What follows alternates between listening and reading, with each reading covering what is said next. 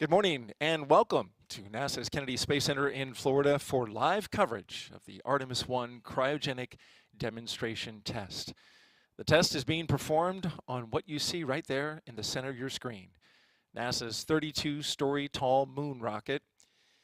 I'm NASA commentator Daryl Nail, and I am coming to you from inside Firing Room 1 at the historic Launch Control Center here, where close to 91 launch system engineers with exploration ground systems are configuring the core stage and the upper stage of the rocket, called the Space Launch System, or SLS, for the cryogenic or super chilled fueling of the largest rocket booster stage in the world.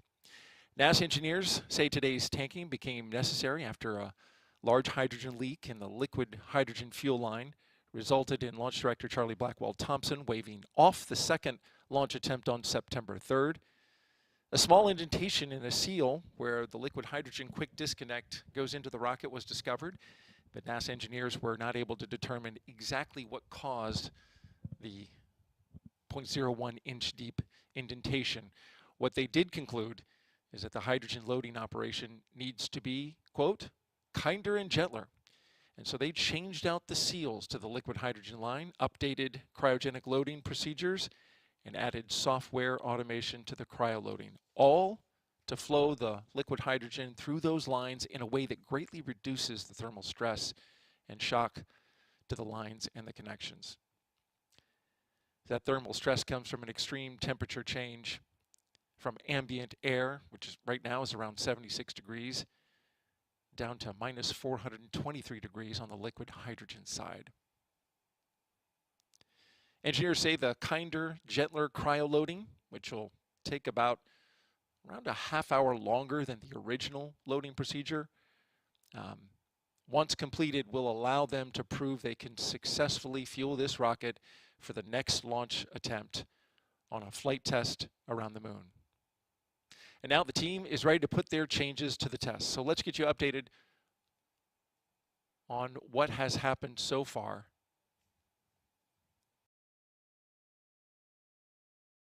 We are awaiting Artemis I launch director Charlie Blackwell-Thompson to give her team the go to begin cryogenic operations. The team is keeping a close eye on the weather. Just moments ago, the launch weather officer updating the launch director. We do have some showers and some storm cells off our coast to the east. You can see some of the cloud cover there. Further away, a little more than 30 miles, they were tracking a storm. But the LWO says, the launch weather officer, says it shouldn't be an impact at this time. Still, with the activity that is offshore, we've got a borderline go, no-go on the lightning constraint. We're green at the moment, to be clear. But the launch weather officer has put a chance of lightning during the next several hours, which is a constraint to begin tanking, at 20%. Again, that's green.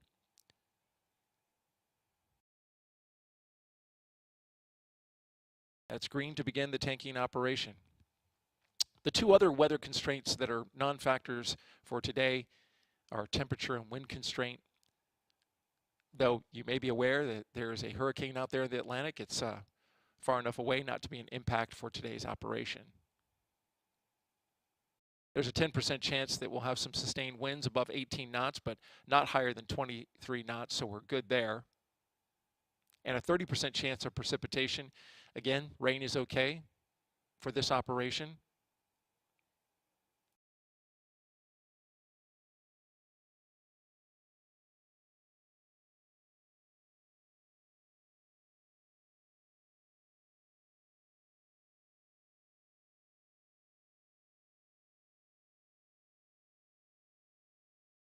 And currently, I'm listening into the launch team conducting a poll for the go of cryoloading. This would be the NASA test director who is conducting this poll.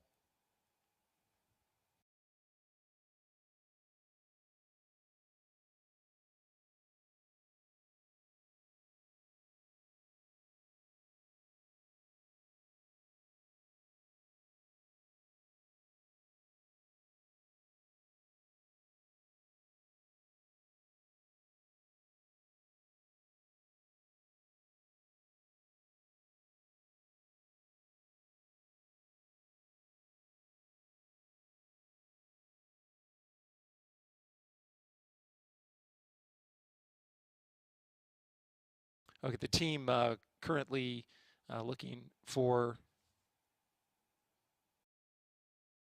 concurrence to move forward with an operation. There's currently looking to clear the blast danger area of all non-essential personnel. There was a team out there working a minor issue this morning.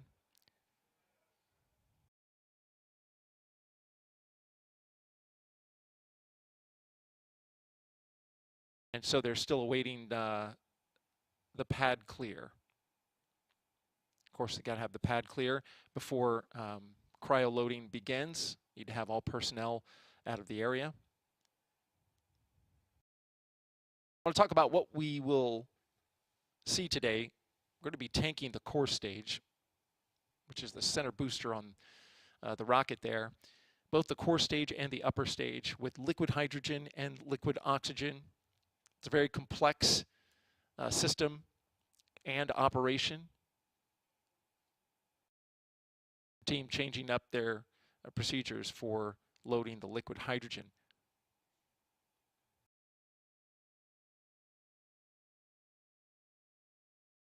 Stand by.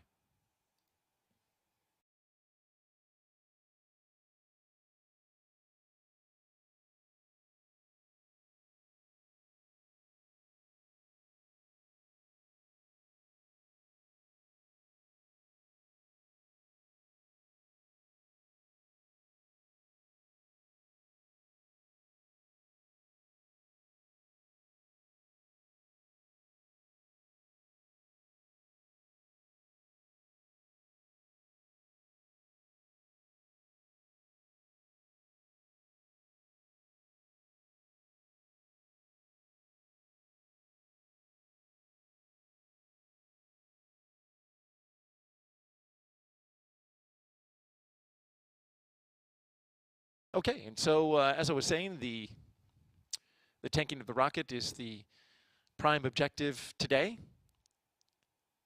Both tanks in the core stage and both tanks in the upper stage. What we will not see today, besides the obvious, there is no launch today.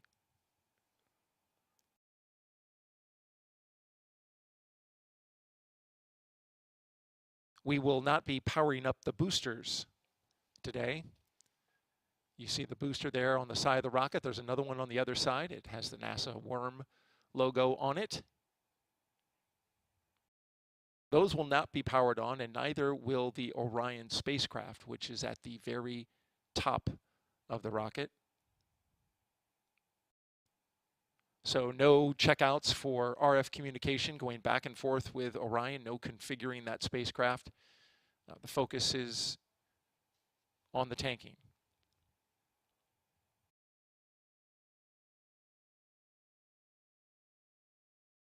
We will also not go through terminal count. That's the final 10 minutes where the rocket is configured for launch. Once the moon rocket is fully fueled, the test will be complete. And if everything goes as planned, that will be right around 3 p.m. Eastern Time. Could be a little earlier. We'll have to see how it goes. Could be later. All depends on the flow of the operation today.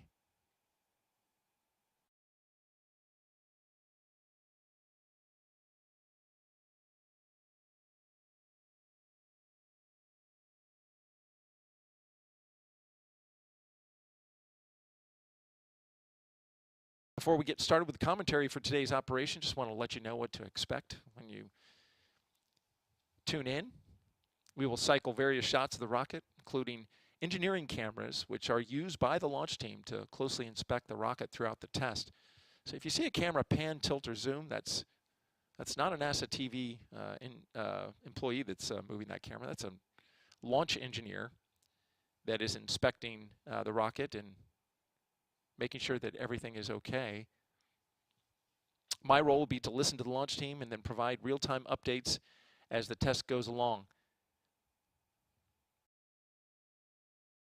We're looking at about an 8 to 10 hour operation. There will be periods of quiet, but I will make sure to give you a summary of all the events that happen. The overall tanking operation at the top of every hour. I'll also break in to let you know when any key milestones have been reached. And of course, I'll speak to any pauses in the operation or any major issues the launch team is working that could affect the fueling of the rocket.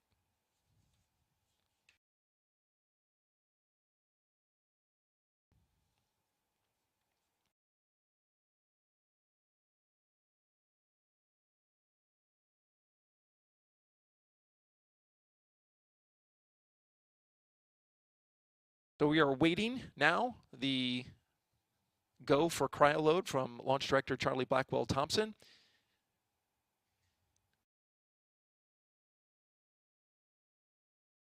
She is currently talking to the launch team, NASA test director, and some of the other test directors. Stand by for that. This is Artemis Launch Control.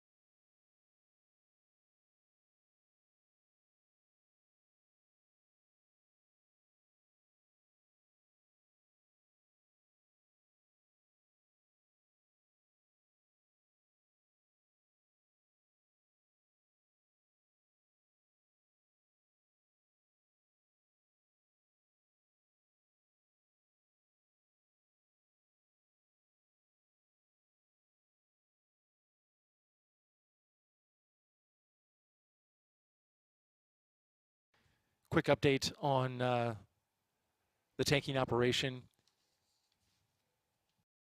The launch team was working an issue with the mobile launcher. There was the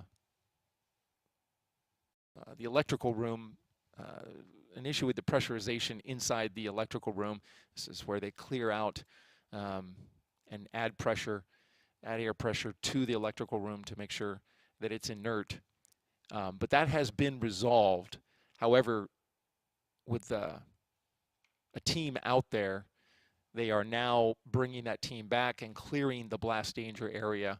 Once they are able to clear that, then we will be ready to begin tanking. Again, worked a minor issue with the mobile launcher electrical room pressurization. It's been resolved, and the team is now clearing the blast danger area. And after that, we'll be ready to begin tanking.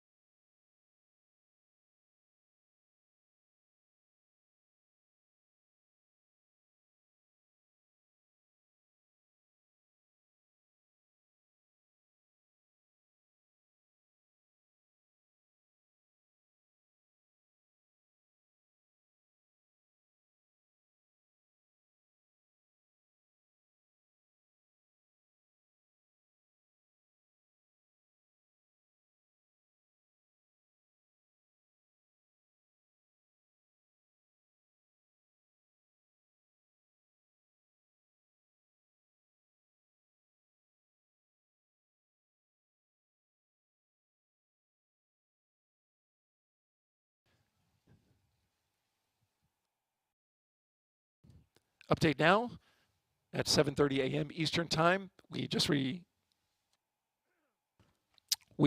received a go from the launch director, Charlie Blackwell Thompson, to begin the cryo-loading operation for today's demonstration test.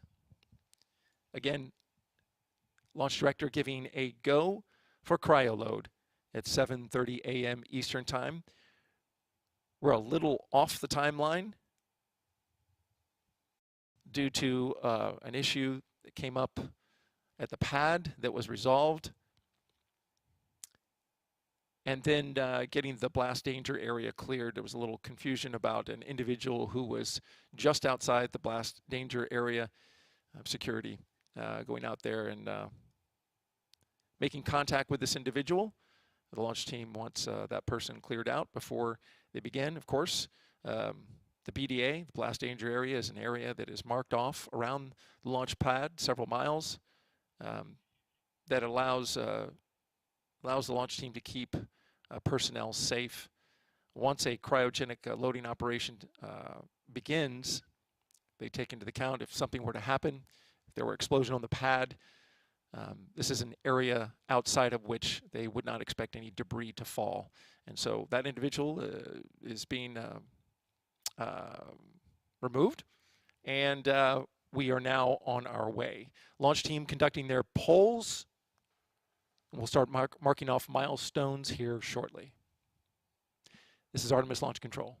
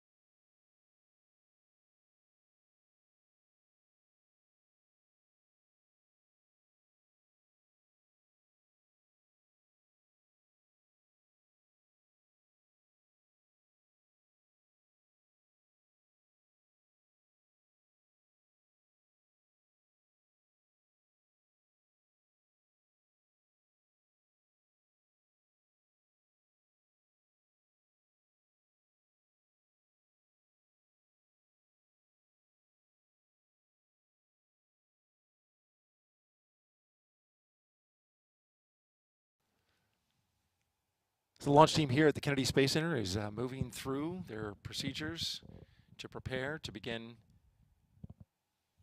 the cryo loading of the core stage with its propellants.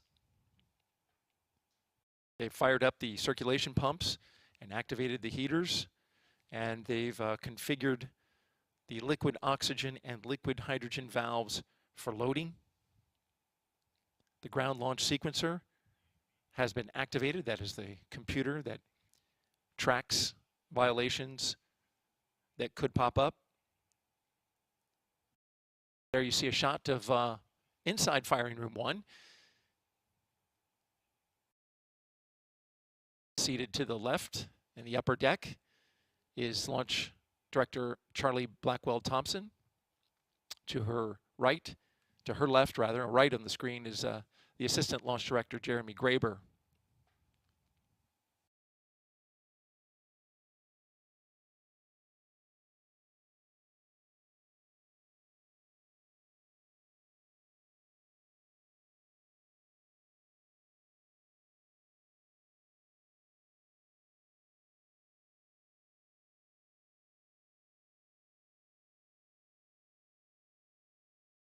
And you're looking into firing room 2, which has support personnel for today's tanking operation. There are 4 firing rooms here at the Launch Control Center.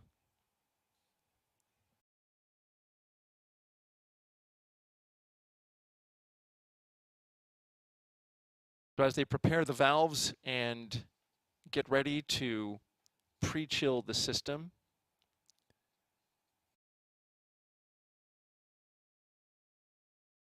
the tanks that they'll be filling on the core stage, there you see it there, nice shot. Core stage in the center.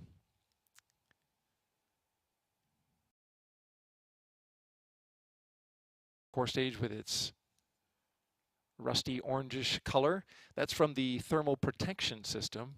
It's a foam that's sprayed on to the center stage there to insulate it. That helps keep the cryos cold.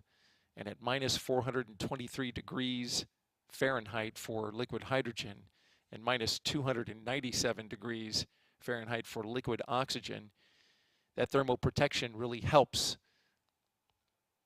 Though once the fuel starts going in, it immediately starts to boil.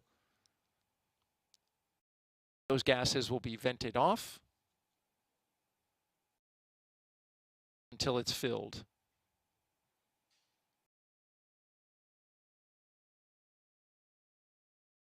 That center tank there, as you're looking at the bottom of it, that's the largest tank, is just inside of the butterscotch colored thermal protection system. That's 537,000 gallons of liquid hydrogen that can be held in that portion of the rocket. Just above that is the liquid oxygen at 196,000 gallons. Liquid oxygen far denser than liquid hydrogen, and so it takes longer to fill it up. That's going to be the long pole in the operation today. Right around the order of 3 hours or so.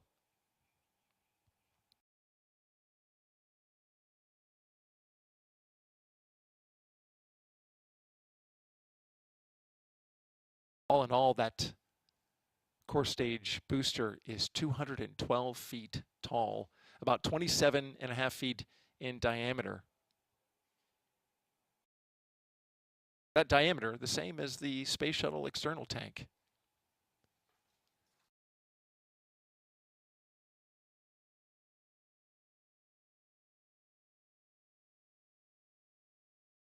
So what's coming up next is the launch team is going to pre-chill the lines that run from the hydrogen cryosphere, which holds 900,000 gallons, close to 900,000 gallons of liquid oxygen. I should say the liquid oxygen cryosphere holds 900,000 gallons, and the liquid hydrogen cryosphere holds 850,000 gallons, very close in terms of capacity. There is a new liquid hydrogen tank being built right now so that it can have a greater capacity. It's 1.25 million gallons, almost a 50% increase in capacity.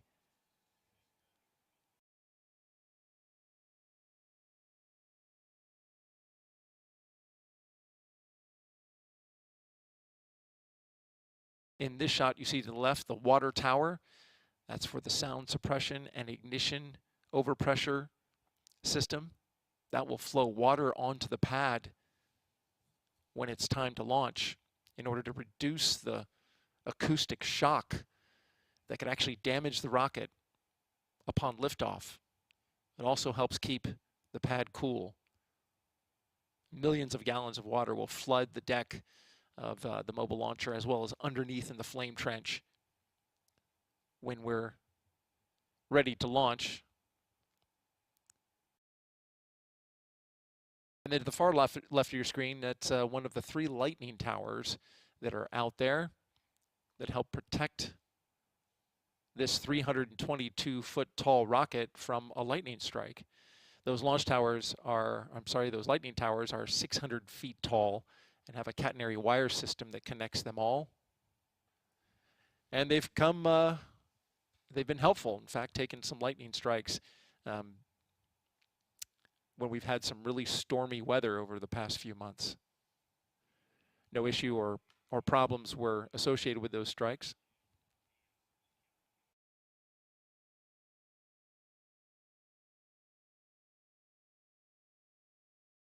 Sunrise was at 10 minutes after 7 a.m. Eastern Time. But with clouds and some storm cells off the coast, you can see there that we've got some overcast skies. Weather officer says that shouldn't be an issue for today's tanking test. But we are right on the line when it comes to lightning. There is a 20% chance that we could have some lightning affect the operation. They can't have lightning once they start the flow of cryogenic propellants into the rocket. So we're eyeing some storms off to the east, just off our coast here. So far, though, so good. We are green on weather at the moment, but keeping some eye on some activity offshore. This is Artemis Launch Control.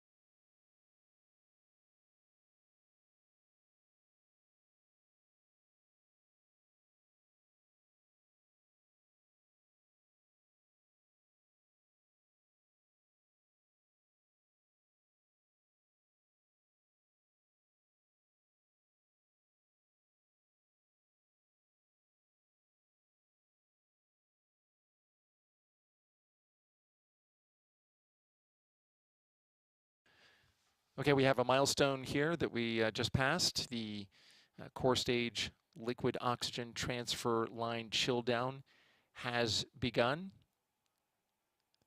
This is roughly a 15-minute operation. This will chill down the lines that run from the cryosphere. You can just see at the bottom right-hand corner of your screen. That's the cryosphere. And it will run the propellant, pre-chill the propellant. They'll run a little bit of propellant inside the lines. They'll back it off, but the gas that will then flash off from that propellant then helps to cool and chill the lines down as they prepare it for the super chilled liquid oxygen to come through there. This is all for thermal conditioning, reducing the shock to the system as they get ready to flow end to end from the cryosphere into the rocket.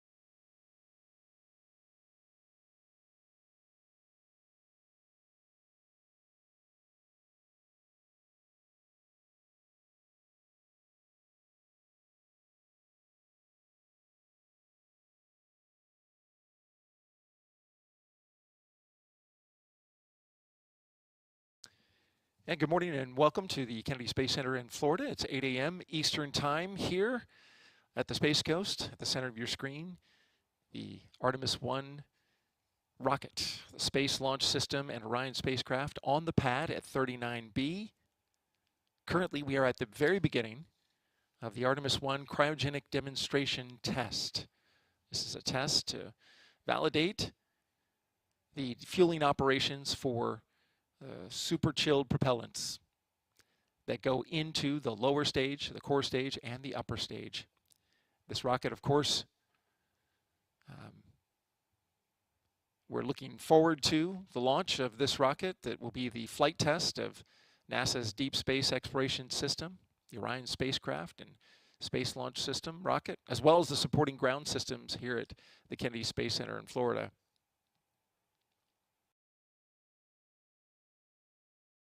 Tanking test, currently we are in transfer line chill down. These are the lines that run from the cryospheres that hold close to 900,000 gallons of propellant. They are pre-chilling the lines that run from there to the rocket. We're going to begin with the core stage. This is the lower part of the rocket. We're going to tank the liquid hydrogen and the liquid oxygen. We start with liquid oxygen and then move to liquid hydrogen.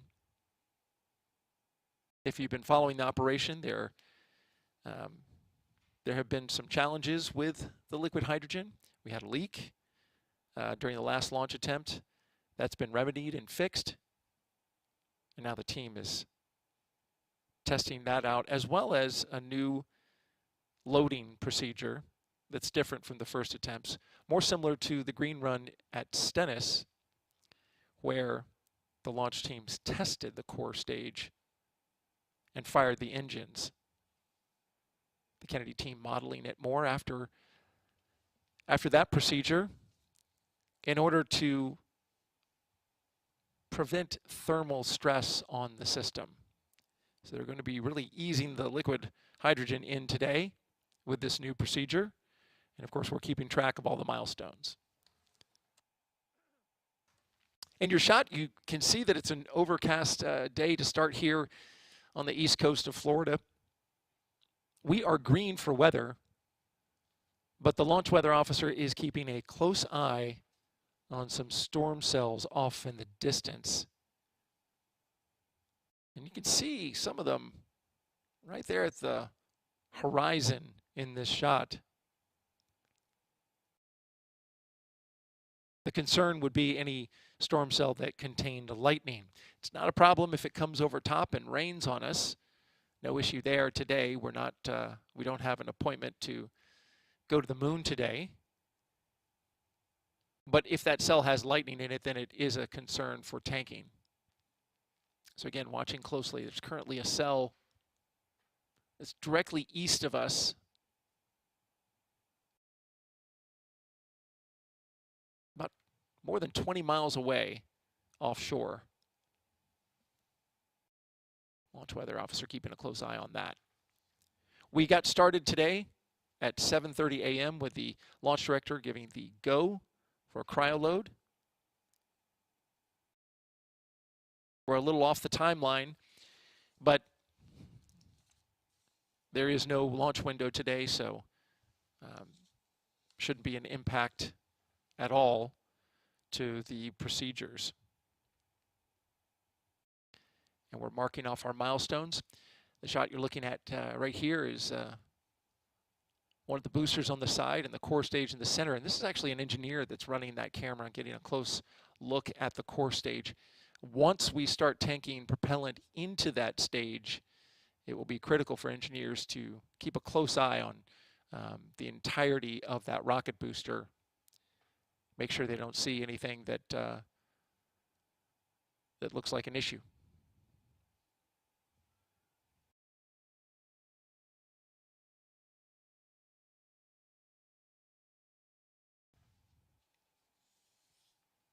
This is the rocket that's sending us back to the moon for the benefit of all humanity. Scientific discovery, economic benefits, and inspiration, all for a new generation of explorers, the Artemis generation.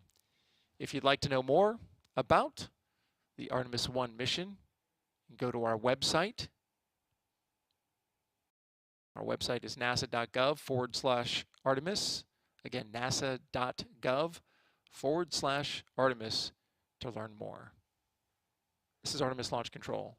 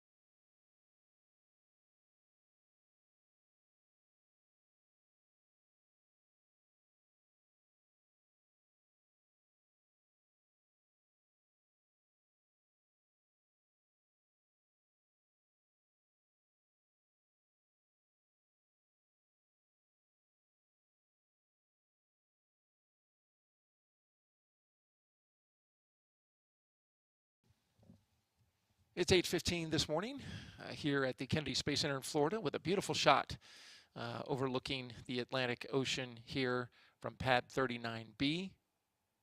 I'm Daryl Nail with NASA Communications here inside Firing Room 1 with 91 systems engineers who are currently configuring the Space Launch System for a tanking test, the cryogenic demonstration test today to tank both the liquid hydrogen tanks in the lower and upper stage and the liquid oxygen tanks.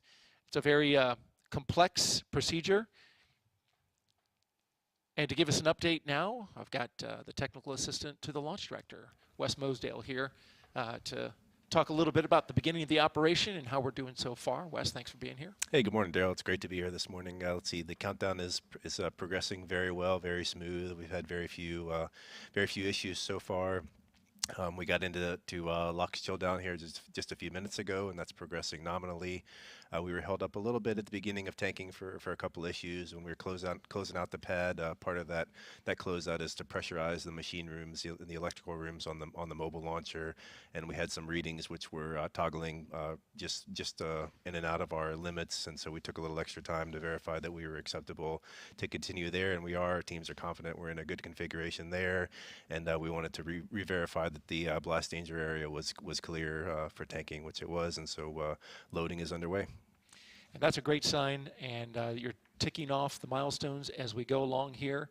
As we just explain to the audience why it's so important to chill down these lines before you actually flow super chilled propellants through there. Sure. Well, obviously those propellants are very cold, and we want to prevent any thermal shock to those systems. So we start off by flowing cold gas through those to get them chilled and conditioned before we begin the flow of liquid out to the vehicle.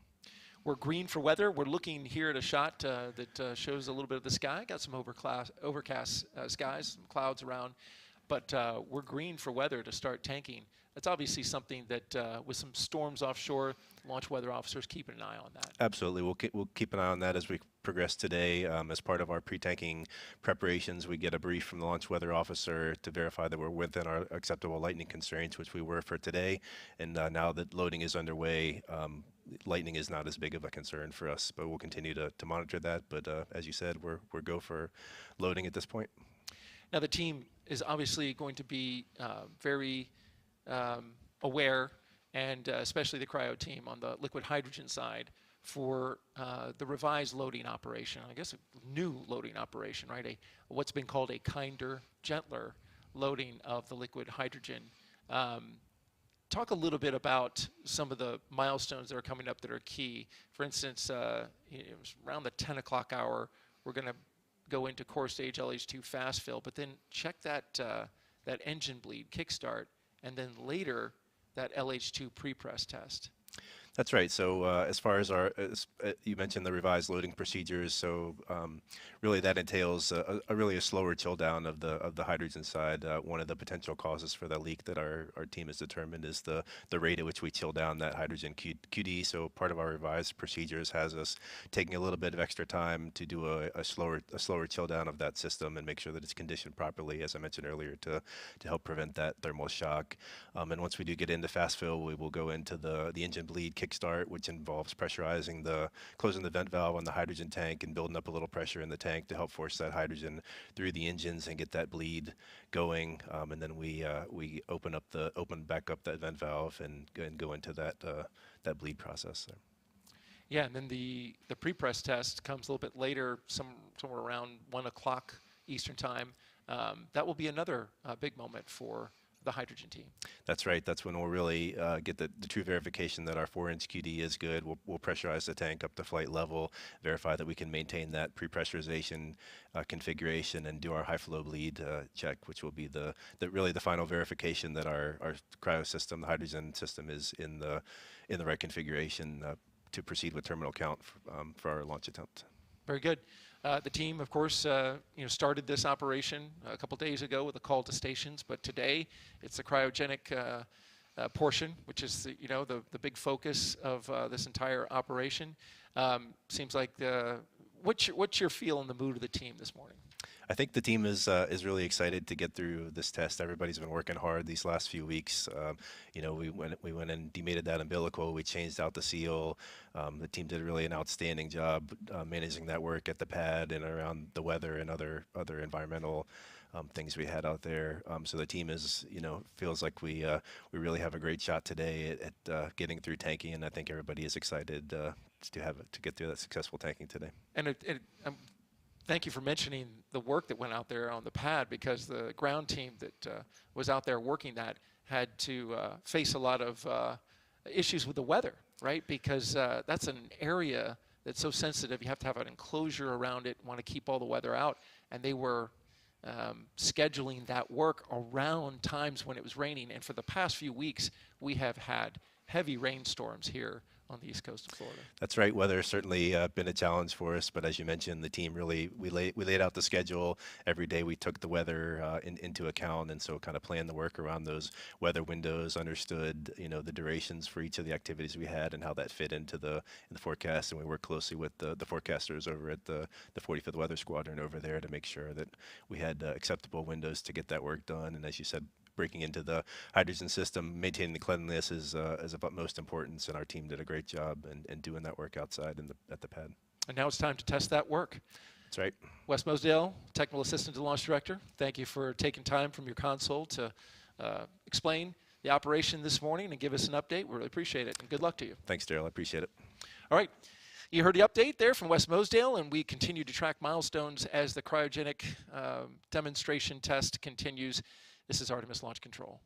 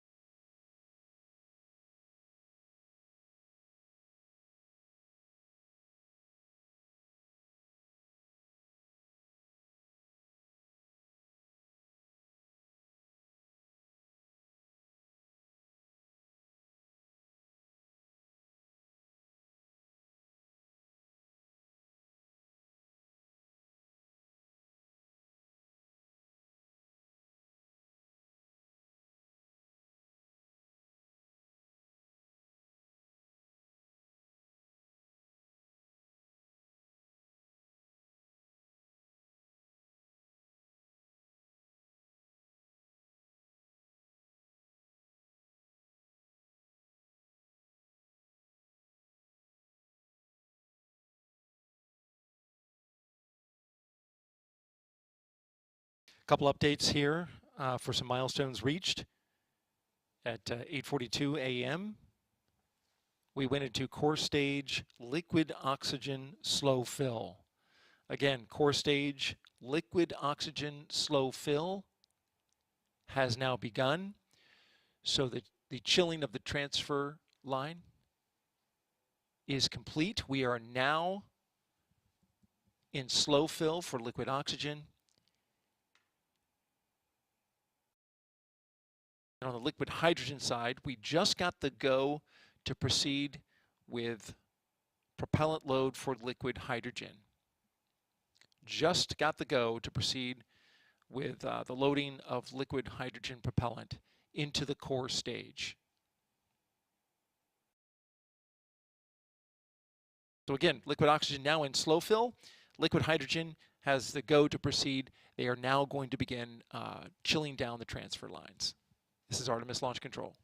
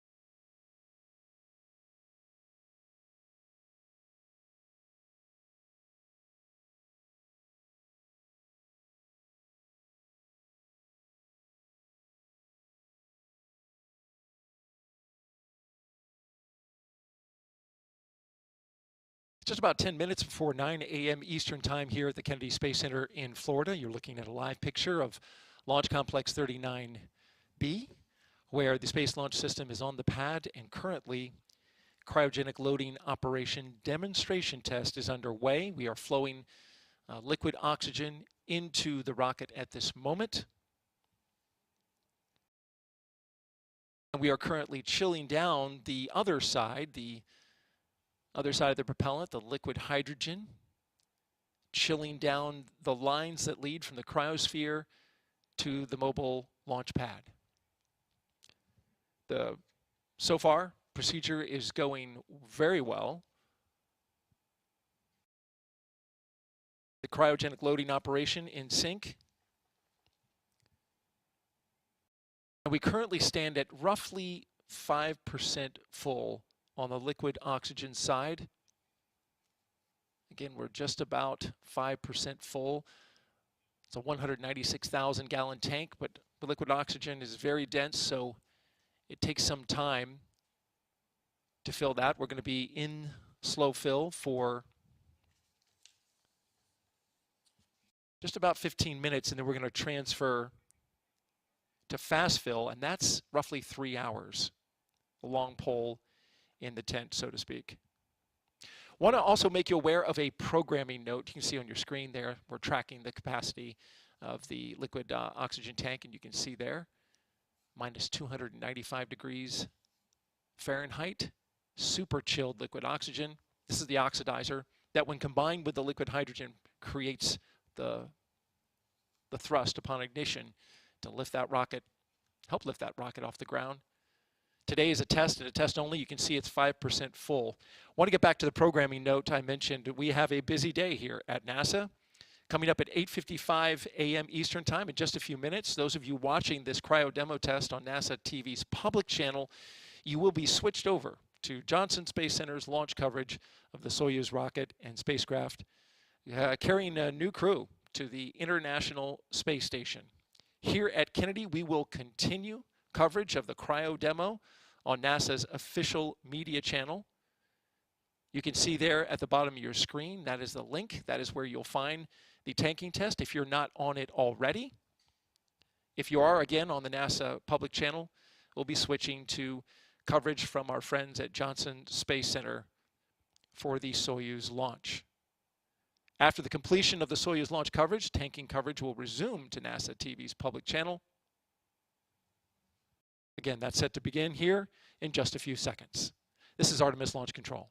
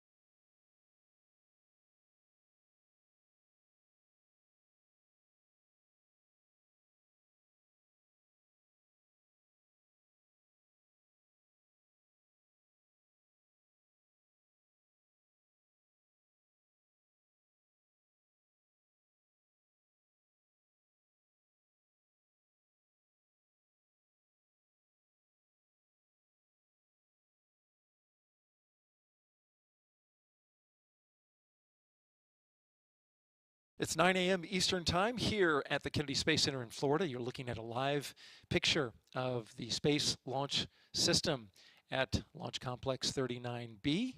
We are tracking operations here on NASA's media channel. Thank you for joining us. If you're just tuning in, we'll get you caught up on the operations. We are in the midst of a cryogenic demonstration test with NASA's moon rocket. As we look up at the rocket skyward, some light clouds overhead. Weather has been cooperating with the start of tanking today. We are underway with liquid oxygen tanking. Just hit 5% full on the 196,000 gallon tank and the liquid oxygen side, which is in the upper portion of that rocket as you're looking there. The liquid hydrogen, they are preparing the transfer lines which run from the 900,000 gallon cryosphere, liquid hydrogen cryosphere, to the mobile launcher and into the rocket. They're pre-chilling those lines down to prevent thermal shock. The liquid hydrogen combined with the liquid oxygen, the oxidizer, create a very powerful thrust that helps put 2 million pounds of thrust right through those RS-25 engines that you see at the bottom right there in the center of your screen. On either side are the boosters, 5-segment solid rocket boosters. Together they put down 6 million pounds of thrust, altogether 8.8, and that gives the lift necessary to put a spacecraft in orbit around the moon. We are checking a new procedure today in loading the liquid hydrogen after scrubbing the last launch attempt on September 3rd due to a hydrogen leak. The seal where the leak happened has been repaired. It was on the propellant line that feeds super chilled liquid hydrogen into the rocket. It is just on the other side of this shot here. Launch teams over the past few weeks demated a connection plate where the umbilicals flow those super chilled propellants into the rocket. They demated it, pulled a seal that had an indentation on it, replaced that seal, and then made sure the rest of the connections were sealed up good. When the rocket lifts off after it's fueled, that plate on the other side pulls away from the rocket, allowing it to lift off into the sky.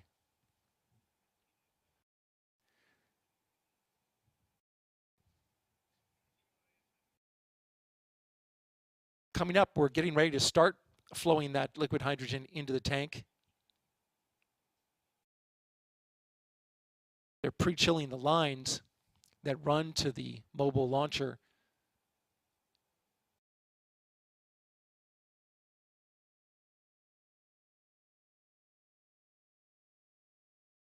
Stand by, I'm listening to the launch team.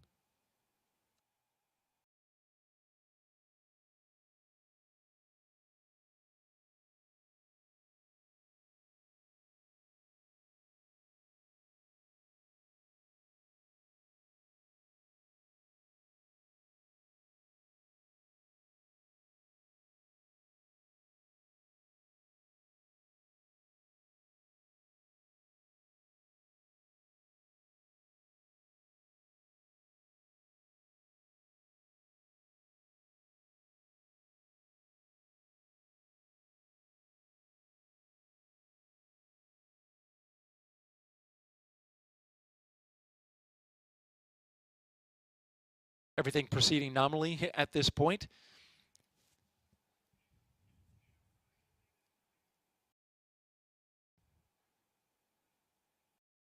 This shot of the pad is helps show you exactly where the fueling is happening. You can see the tail service mast umbilical. It's at the lower part of the mobile launcher. So if you're looking at the rocket, go down to the bottom of the booster, and just to the left, you see those gray protrusions from the deck. That's the tail service mast umbilical. Flowing through there are the umbilical lines that connect in the rocket. That's where the propellant is flowing currently for the liquid oxygen side. Just to the left of that, off the mobile launcher, is the flame trench. On launch day, when this rocket launches, that's where all of the exhaust from the two solid rocket boosters and the core stage will be directed out and away from the rocket and the pad, helping to protect it from the searing heat of liftoff. We're continuing to track milestones and keep you updated on the latest as it happens. The primary goal of Artemis I is to thoroughly test the integrated systems before crewed missions by launching Orion atop the SLS rocket, operating the spacecraft in a deep space environment, and testing Orion's heat shield.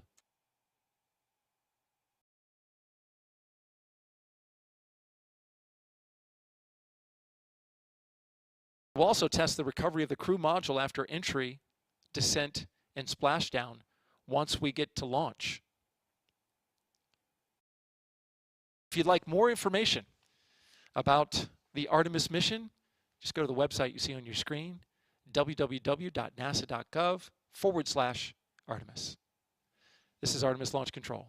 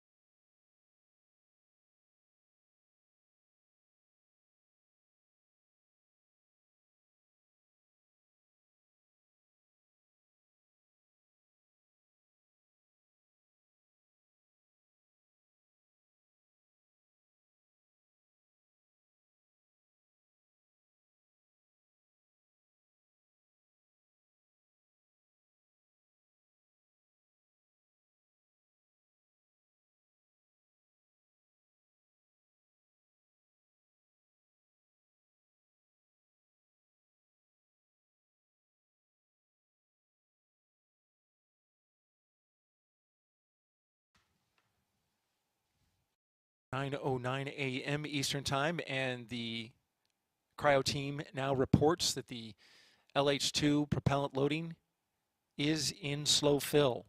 Again, the liquid hydrogen propellant loading is in slow fill at 9:09 a.m. Eastern Time. That, along with the liquid oxygen, now we have both propellants flowing into the rocket.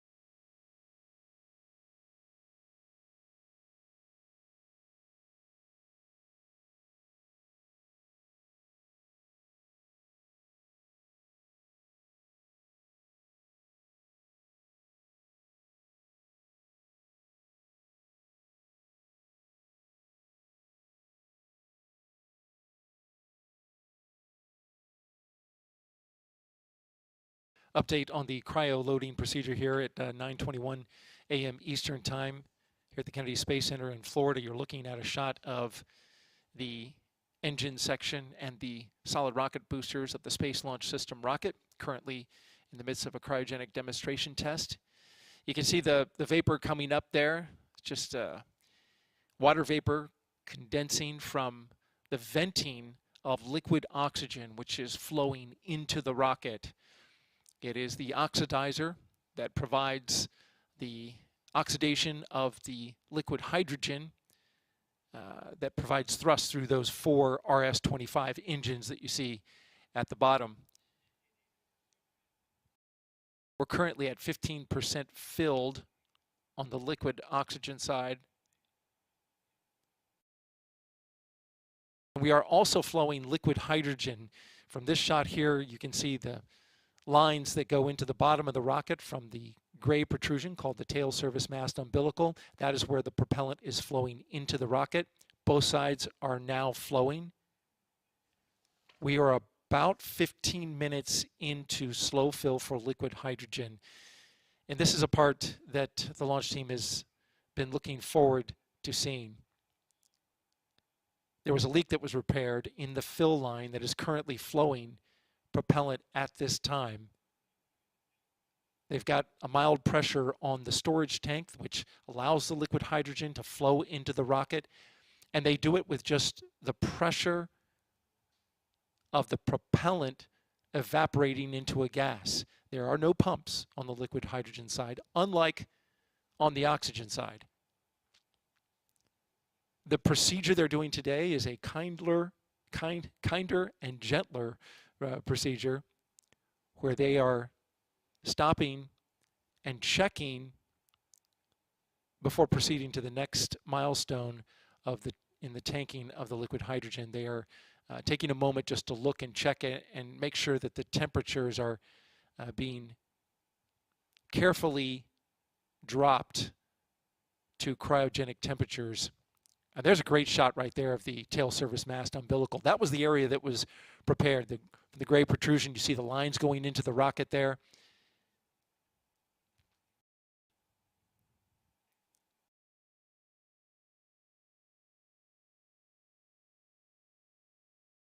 The launch team put an enclosure over that entire area when they went to repair it. We have a graphic which is updating us on the progress of tanking.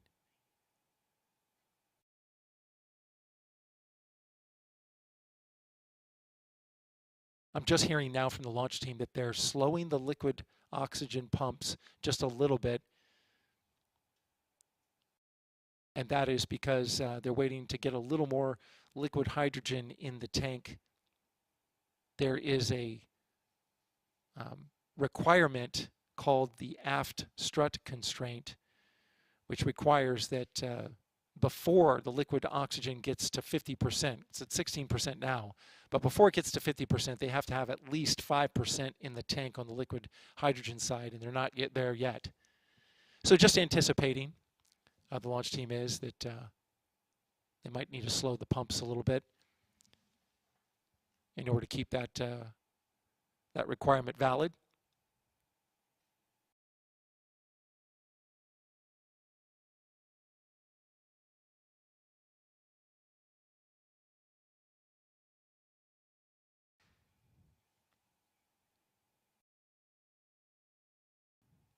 Again, going back to the repair of the 8-inch fill line on the liquid hydrogen side. So that's where the repair happened in the area between the rocket and the tail service mast. They enclosed that area completely from the environment and made repairs to a defective seal that they pulled out of the fill line. And in between rain showers that happened over the past few weeks, they managed to complete that repair with the rocket on the pad. Something that they would like to do in the VAB, but in order to preserve a possible launch period here in the next week or so, provided that the launch team get a waiver from the Space Force for the flight termination system batteries, They did all these repairs on the pad. And so I'm monitoring now as the team is fueling the liquid hydrogen, because this was a point of emphasis and focus with the new loading procedure. We started loading liquid hydrogen at 9:09 a.m., so we are just about 17 minutes into that operation. It lasts about an hour. After that, we will have liquid hydrogen in fast fill.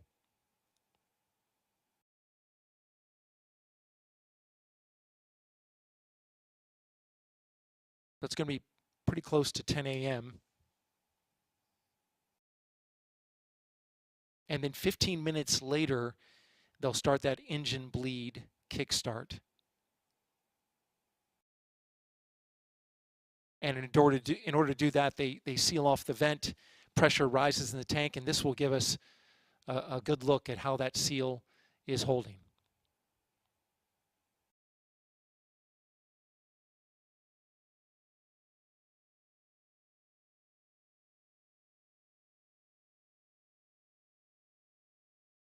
Once this test is completed, the SLS rocket will launch an uncrewed Orion spacecraft from right here at Launch Complex 39B.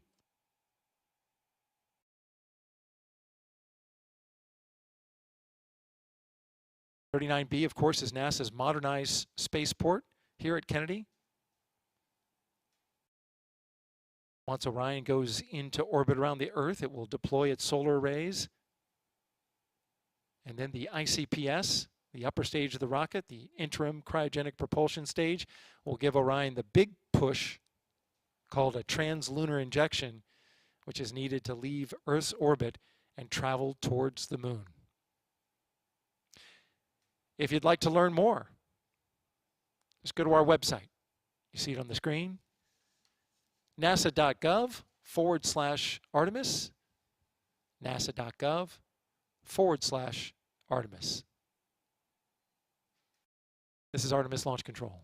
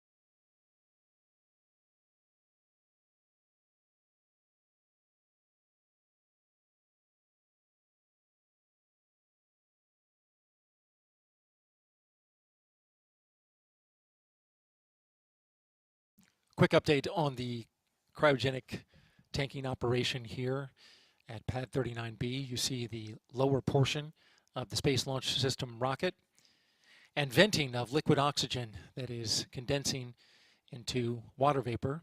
A little bit of a cloud coming up there, all part of normal operations. We are currently 32% filled on the liquid oxygen tank inside the core stage. And we are currently still getting the sensors covered on the liquid hydrogen side. There was a brief pause as we've been in slow fill for a period of time. Liquid hydrogen slow fill started at 9:09 a.m.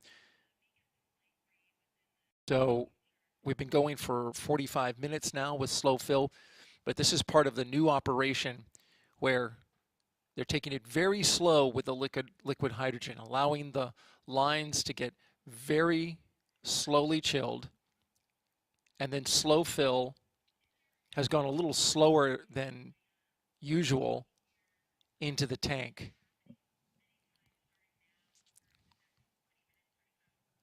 There was a temperature sensor on the inlet side of the liquid hydrogen tank that was off in its reading, and it is the sensor that triggers to fast fill. So the team identified that.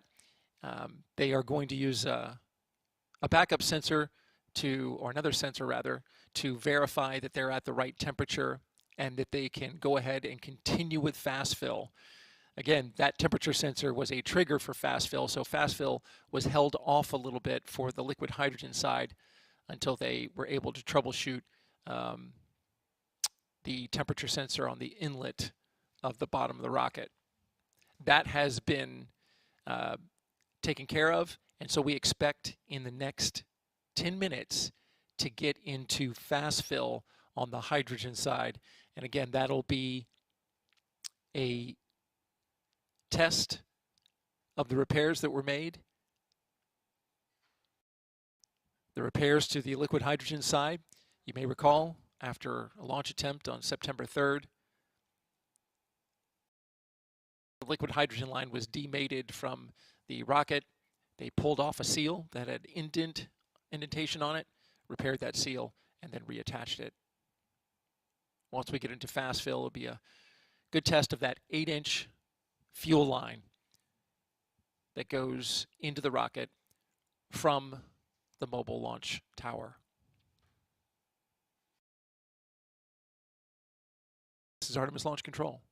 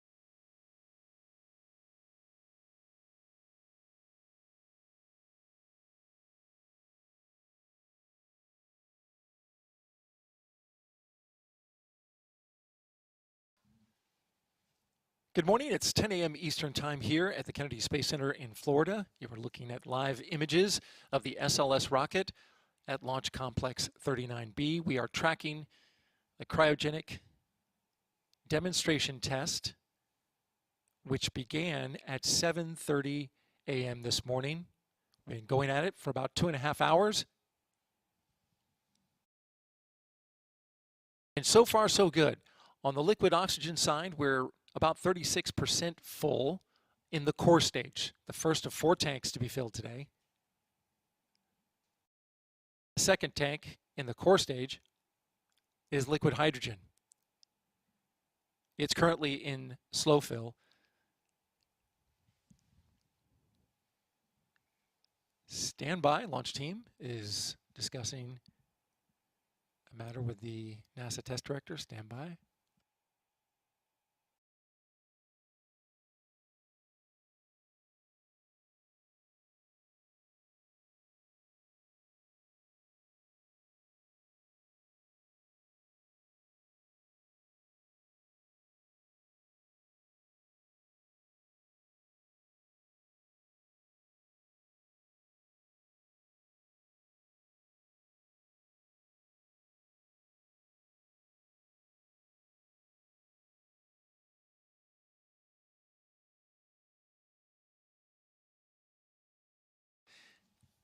And to continue, just some housekeeping matters they were going over. You're looking now at a shot right up against the umbilical, the tail service mast umbilical, which is the area that was repaired after the launch attempt on September 3rd. Standby.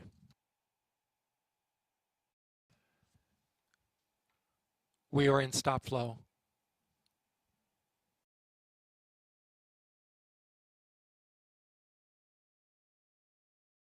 We are in stop flow on the liquid hydrogen side. Stand by for more information. Yeah.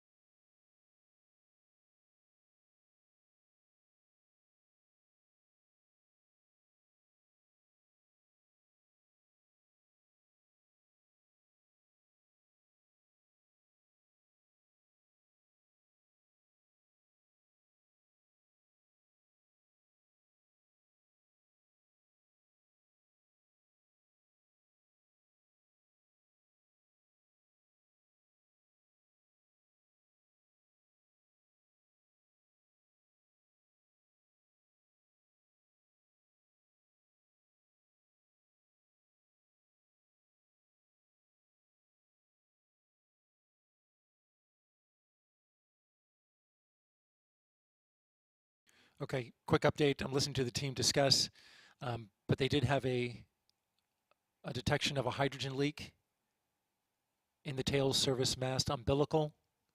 That's in the lower portion of the rocket.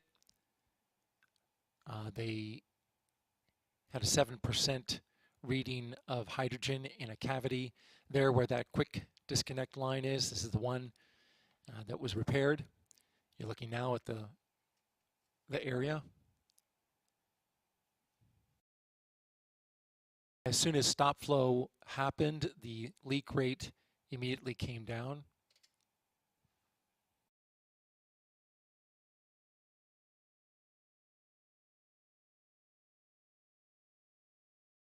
The launch team is discussing possibly doing their warm-up procedure, but we'll have to see where they go. Evaluating and discussing, we'll keep you updated.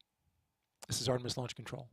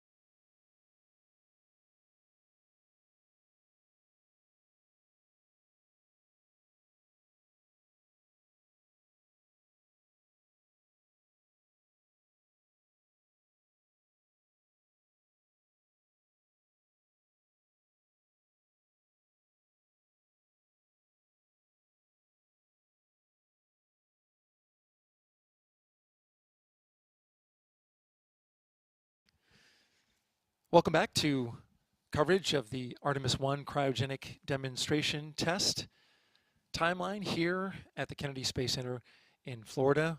Welcoming those who are watching on NASA's public channel back to our coverage. We are currently monitoring the cryogenic tanking of the Space Launch System rocket, which you see on your screen there. We started prop load at 7:30 a.m. this morning, flowing liquid oxygen and liquid hydrogen. But at 5 minutes past 10 a.m. this morning Easter time, we went into stop flow on the liquid hydrogen side. The area you're looking at is the tail service mast umbilical. That is the gray protrusion that comes up at the zero deck on the mobile launch platform. And you can see the lines that go into the bottom of the rocket. Those are the fuel lines, amongst other lines, provide gaseous commodities to operate valves, as well as fluid lines for hydraulic maneuvers. This shot here, you're looking exactly at the location where just minutes ago the liquid hydrogen team detected a leak.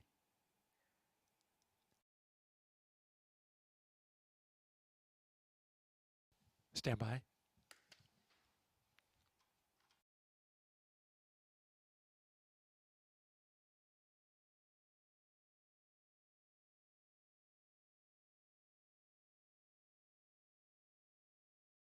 Just listening to the launch team. LHY, the liquid hydrogen team, reporting to the NASA test director that the leak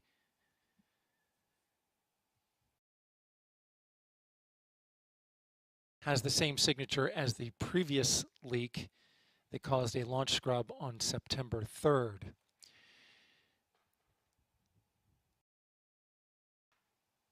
The percentage hydrogen that was detected was 7%, according to the hydrogen team. And so now they have just gotten signed off a plan from the launch director, a pre-plan, in the case of a leak like this, which is one that they did. You may be familiar with if you followed our launch coverage of the first launch attempt. This is a similar pattern, plan that was used to warm up the line that goes into the rocket and fills it with hydrogen. You're looking inside now at the firing room 1, and in the center of that room is the cryogenic propulsion team, and they are the ones that are working this current plan. They're going to let the line warm up. They've allowed it to stop flow. They're going to allow it to warm up a little bit, and then in the hopes that when they start flow again, it will reseat the connection in hopes of curing the leak. We could take a look at that that area in the lower portion of the rocket where they are working that.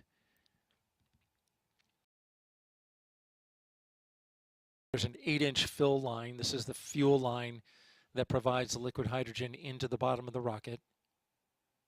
It goes from the tail service mast umbilical on the left into the rocket on the right. And at that point where they connect, that is the umbilical disconnect point. Once the rocket lifts off the pad, the fuel lines must disconnect at that moment. Once the boosters light, that is when the umbilicals disconnect. And in that point where they are connected, there is a flight plate on the rocket side and a ground plate on the ground side where they disconnect. And it is in that area, we've got a shot of it. It is in that area right there. That's the connection point. The vapor you see is liquid oxygen. It's actually not indicative of the liquid hydrogen leak. That leak is actually contained in between the plates there. The square plate, you can't see the entire square plate, but you can see part of it. And inside that plate where the lines connect into the rocket and fill the tank with liquid hydrogen, That's where they saw a 7% hydrogen leak. And so it automatically went into stop flow. The configuration is safe. And now they are allowing that line right there to warm up a bit for about a half hour, and then they're going to reinitialize the flowing of propellant back into the rocket.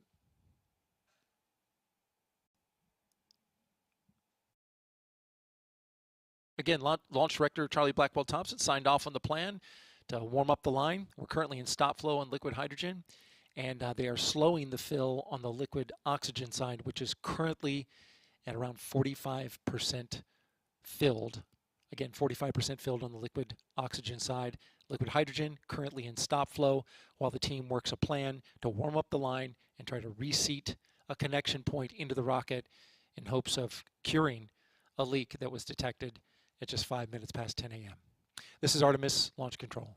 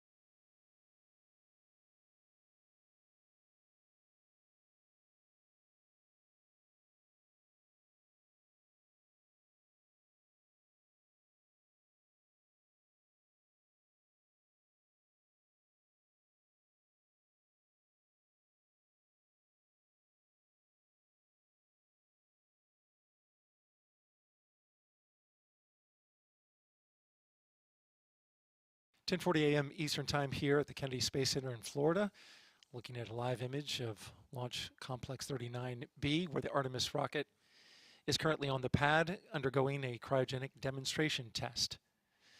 We had a stop flow on the liquid hydrogen side at 10:05 a.m. I want to update you on what's been happening there. We are currently in the midst of a troubleshooting effort by cryogenic engineers to try and cure a leak that was detected. We had a stop flow in one of the two super chilled propellants that the launch team is testing in their loading operation today. This is the liquid hydrogen side. It showed the same signature as a previous leak. It happened at the same moment that the super chilled liquid hydrogen was transitioning from slow fill to fast through those very lines that you're seeing on your screen now. That is coming from the tail service mast umbilical going into the rocket. There are plates on both sides. In between those plates are the connection point. They disconnect at T0 to allow the rocket to lift off and go into space. That's also where they fill the propellant. So in the cavity between those lines, they have leak detectors to make sure that the seal is tight and that when that minus 423 Fahrenheit hydrogen is going through there, as long as no hydrogen is leaking, they're safe to continue fueling the rocket. While a leak was detected, mass spectrometers contained inside that cavity reported a 7% concentration of hydrogen. And again, right at the moment that they transition from slow fill to fast fill, which is very similar to what happened during the second launch attempt on September 3rd. Currently, the team is working a plan to troubleshoot. As we stand in terms of the propellants on board the rocket, we've got roughly 58% filled on the liquid oxygen side. They have slowed their pumps a bit, given the situation on the liquid hydrogen side. Hydrogen is in stop flow, so they are sitting at 6%. But that propellant that is in the tank is boiling, and it will slowly deplete down, which the launch team is keeping a close eye on.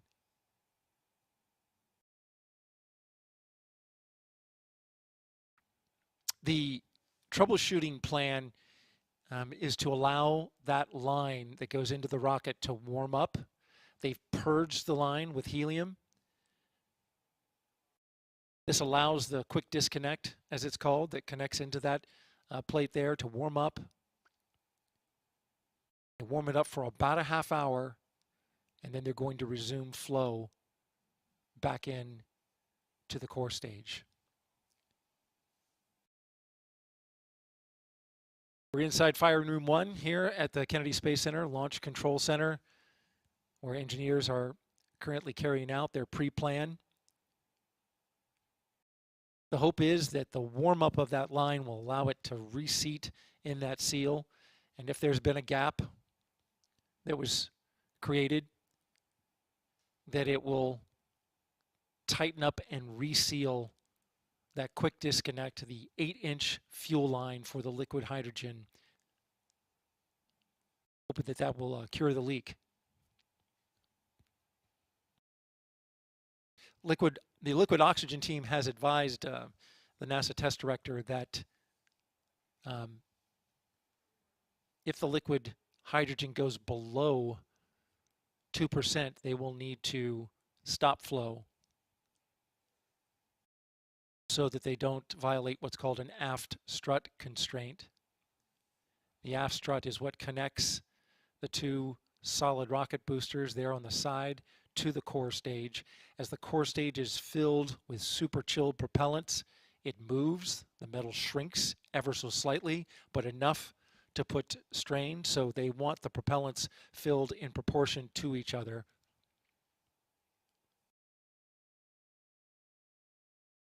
And that proportion is over 50% on the liquid oxygen side after they reach 5% on the liquid hydrogen side. So you can see we've met that aft strut constraint at the moment, but the liquid oxygen team is advising that if that 6% starts going down and reaches 2%, they're going to have to stop their pumps as well. Again, troubleshooting for the liquid hydrogen line after a leak was detected just about 40 minutes ago. They're warming up the line. And any minute now, we're going to resume flow back into the core stage, see if they can reseat the connection to the rocket. This is Artemis Launch Control.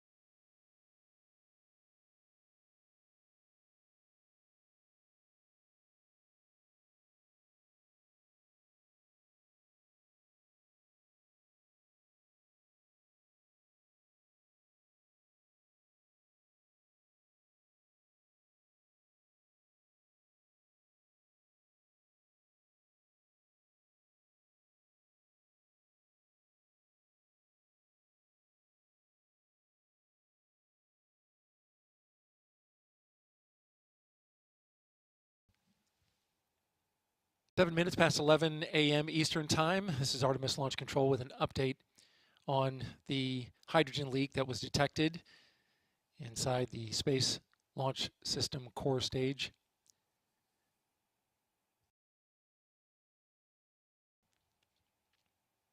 The team recommended and the launch director approved a troubleshooting plan to try and seal a leak on the liquid hydrogen side. It's located, and you're looking at your screen there. You have the tail service mast umbilical, the large gray structure coming up from the zero deck of the mobile launcher, and then to the right of it, the rocket. And those lines that go between them contain in them the liquid hydrogen line as well as the liquid oxygen line.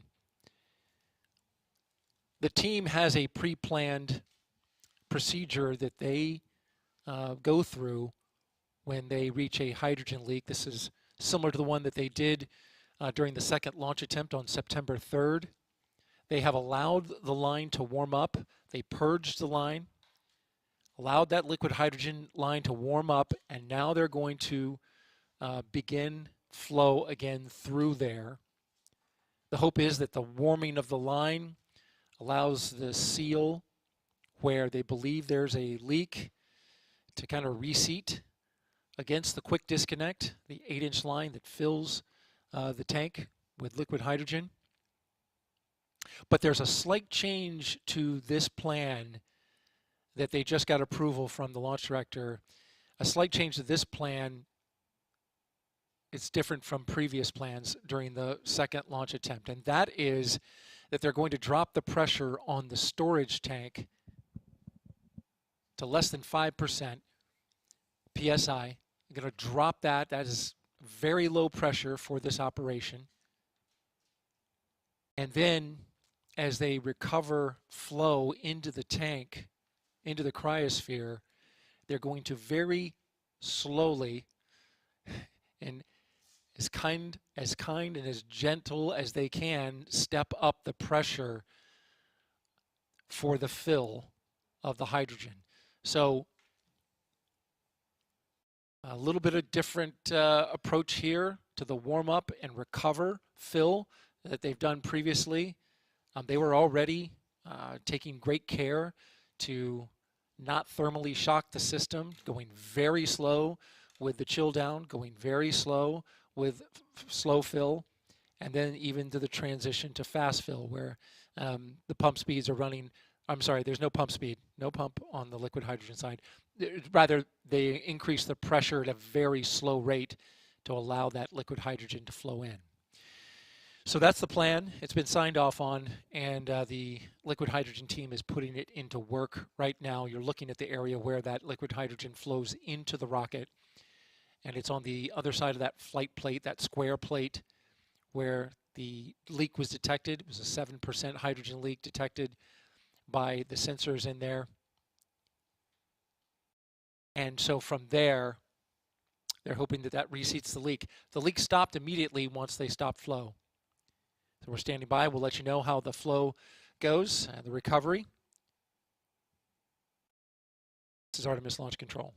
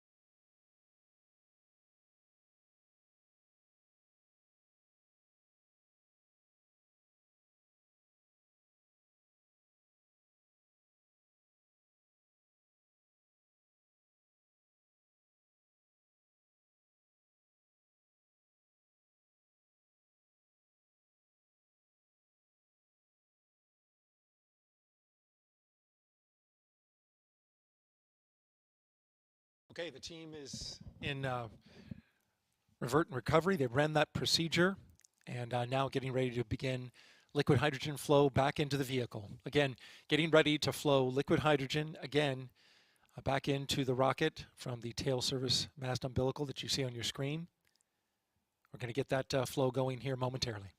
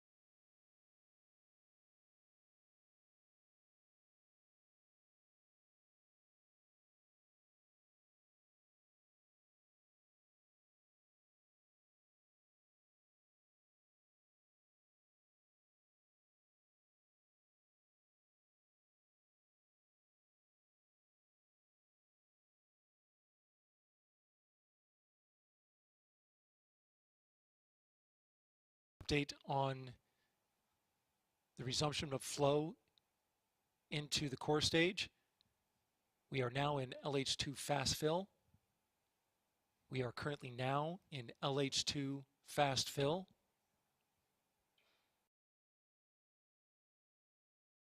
This after a troubleshooting plan was put into play to try and reseal a leak around an 8-inch hydrogen fuel line that developed after the previous transition from slow fill to fast fill.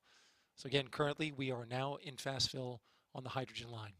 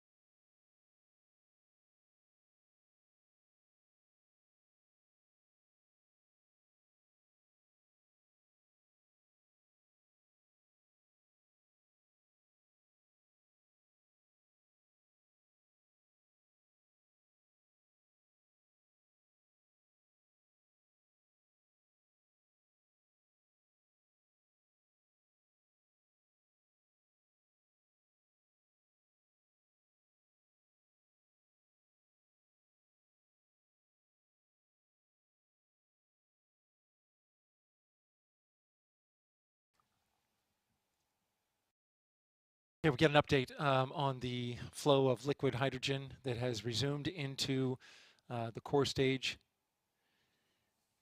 after we had a stop flow with a leak. It has resumed in. We are currently at roughly 14% filled on the liquid hydrogen side after getting back into LH2 fill.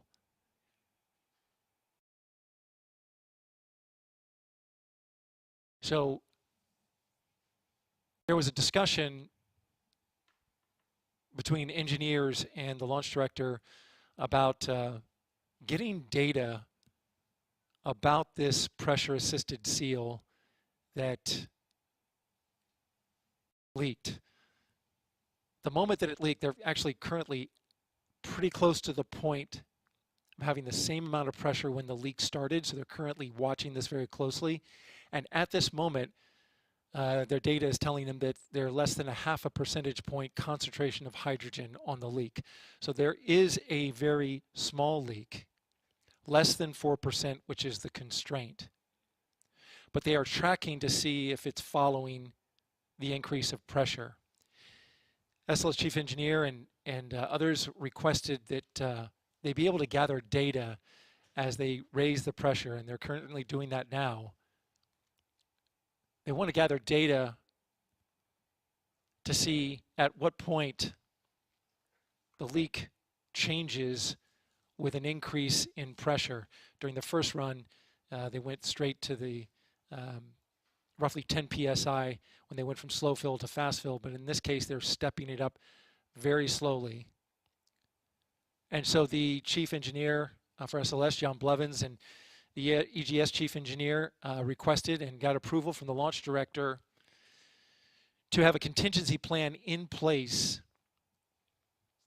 if the leak reaches an more than 10% concentration of hydrogen inside that cavity for more than 5 minutes. They want to see if it goes up to 10% and stays less than 10%, 10% or less, for five minutes. If it reaches that level, they want to be able to gather data on this pressure-assisted seal to see how it's performing. If it goes above 10, they're going to go into stop fill and revert. The launch director says that if they also see a sharp increase, she wants measures immediately put into play to stop the leak. This plan is all in the name of gathering data about this seal, which has been troublesome in a previous launch attempt, if you've been following the Artemis I program. It created it caused a scrub back on September 3rd. And so the team really wants to closely watch what's happening as they raise pressure and the flow increases hydrogen into the rocket through that umbilical line that you see there. The tail surface mast umbilicals, the gray protrusion on the left. The lines go into the rocket on the right. And the area with where the leak is right up against the rocket at the plate that connects those umbilicals right there. There's a shot of it to the rocket. Again, they detected a leak at 5 minutes after 10 a.m. Eastern time, and it created a stop flow. This time, they want to maintain a slow flow, track the pressure, track the rate of leak, and then gather the data that results from that. That's currently the contingency plan that's in place and has been approved by the launch director as they raise the pressure to get to a faster rate of fill on the hydrogen side. Currently, we're at 17% full on the hydrogen side, and on the liquid oxygen side, we're at 89%. The goal of today is a cryogenic demonstration test to tank all 4 cryogenic propellant tanks, super chilled propellants, into the rocket to determine if a repair to a seal on the hydrogen line into the core stage is going to hold. They encountered another leak today, but again, they are watching that closely.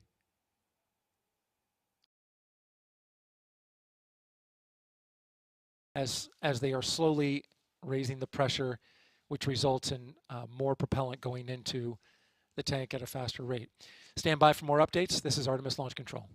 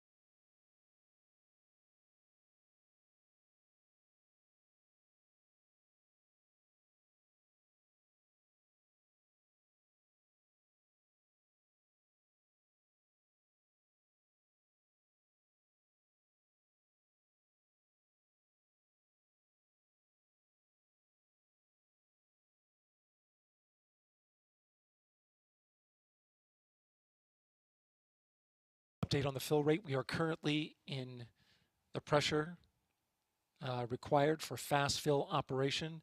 On the liquid hydrogen side, we've currently reached that pressure. And still showing around half a percentage point concentration of hydrogen inside the can where the leak is.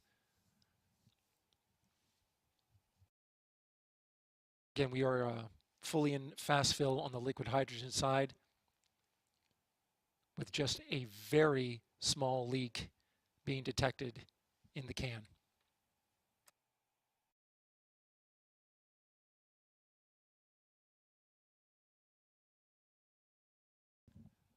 Correction, not in the can, within the side, the QD cavity where the connection point is, right up against the rocket.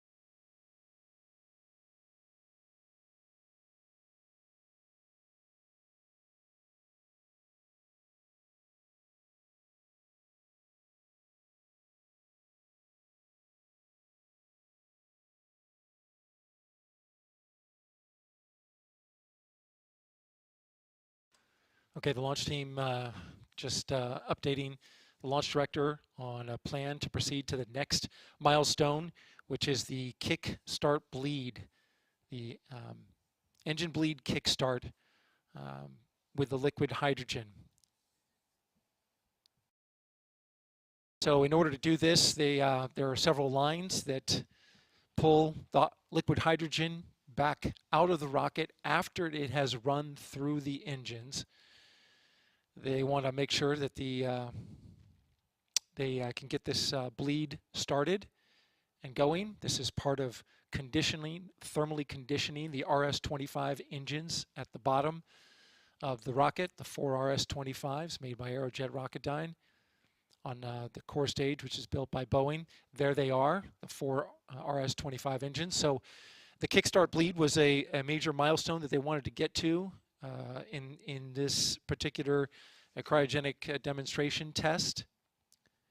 So they're going to pre-chill a 4-inch and a 6-inch bleed line that comes off of these engines and then vents that or bleeds that liquid hydrogen out of those engines. They need to condition the engines to get them ready to start, and this is a test of that, the initial part of that bleed. It's a pressurized bleed to get it going. They close the vent, the liquid hydrogen vent, the gaseous hydrogen at that point when it's venting out. They close that vent to pressurize it, and then a small amount of liquid hydrogen is then bled through all 4 of those engines. Currently, they're managing a very small leak. Stand by.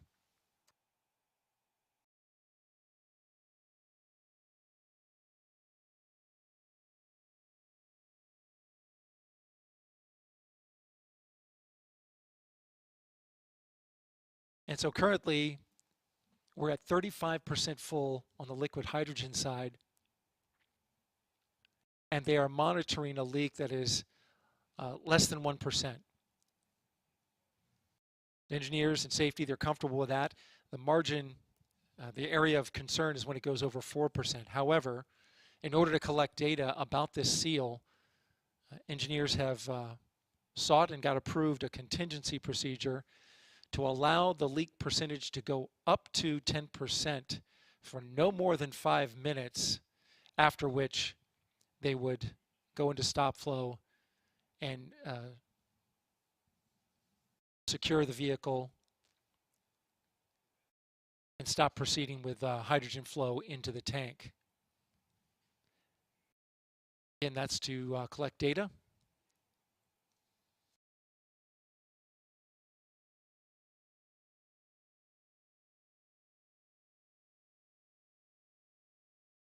Okay.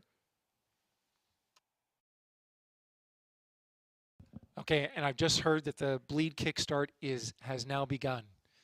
Again, the kickstart bleed, running liquid hydrogen now back through the engines and then off the rocket, has begun.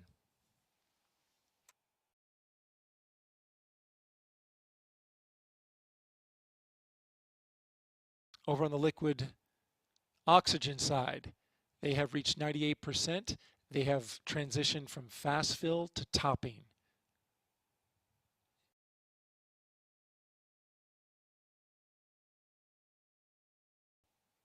So they are 99% full on the liquid oxygen side.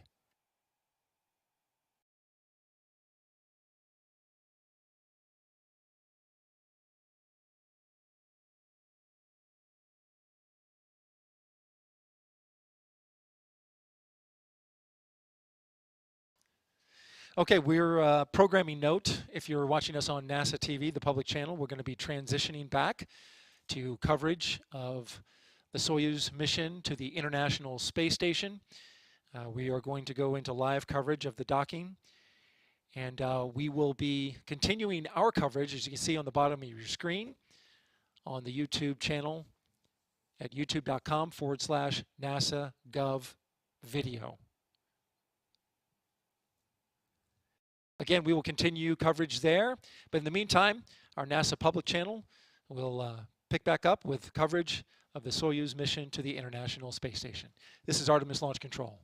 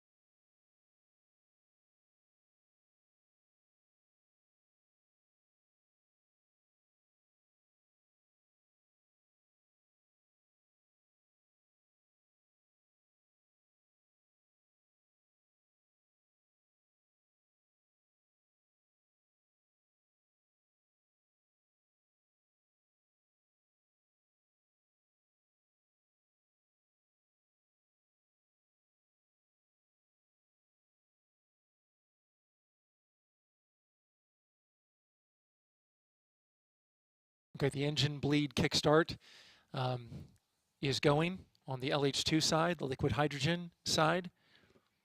The leak is tracking with the increase in pressure.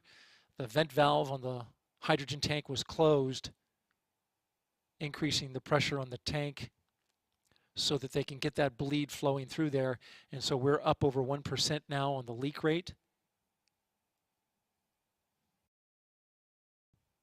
But the engine kickstart bleed is continuing nominally.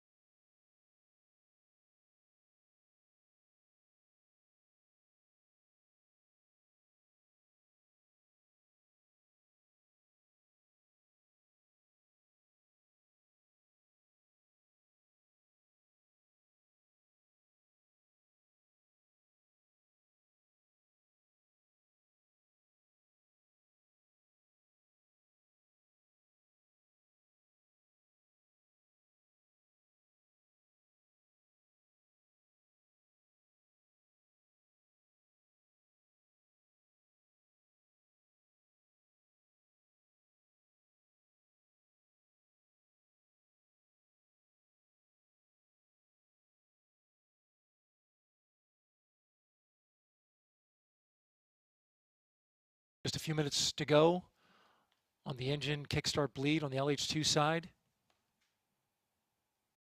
Just about to reach the max pressure on the kickstart.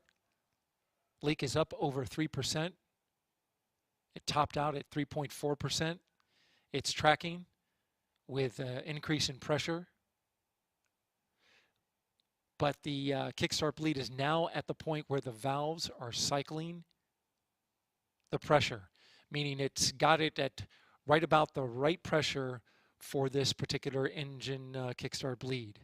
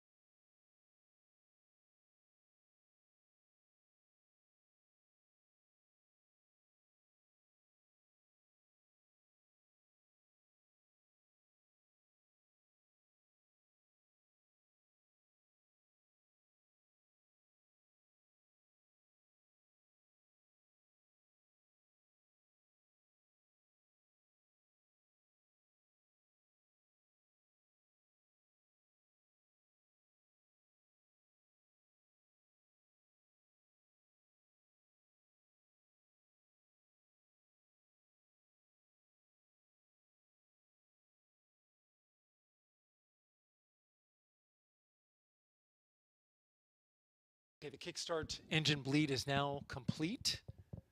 Again, the kickstart engine bleed for the liquid hydrogen side is now complete. And so the team transitions to the vented bleed at this point and starts filling the rest of the tank. So the pressure now drops a bit and they continue filling the tank. Again, kickstart bleed is complete and they're moving to continue filling the tank. Vent line is now back open.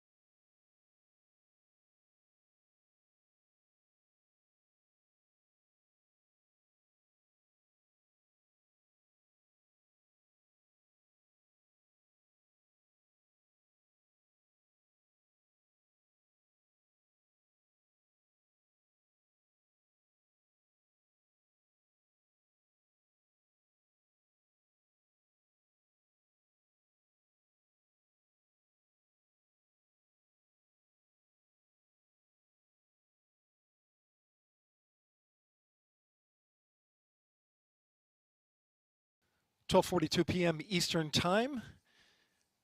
You're looking at a live picture of the SLS rocket on launch pad 39B. I'm Daryl Nail with NASA Communications. We have an update now. The launch team discussing where to go from here. As you can see on your screen, we've been tracking the progress of tanking the core stage of the SLS rocket. It has two tanks, a liquid oxygen and a liquid hydrogen tank. They have completed tanking the liquid oxygen side, as you can see. It's at 100%, and they are currently in replenish. Over in the liquid hydrogen side, it's been a little bit of a bumpy road this morning.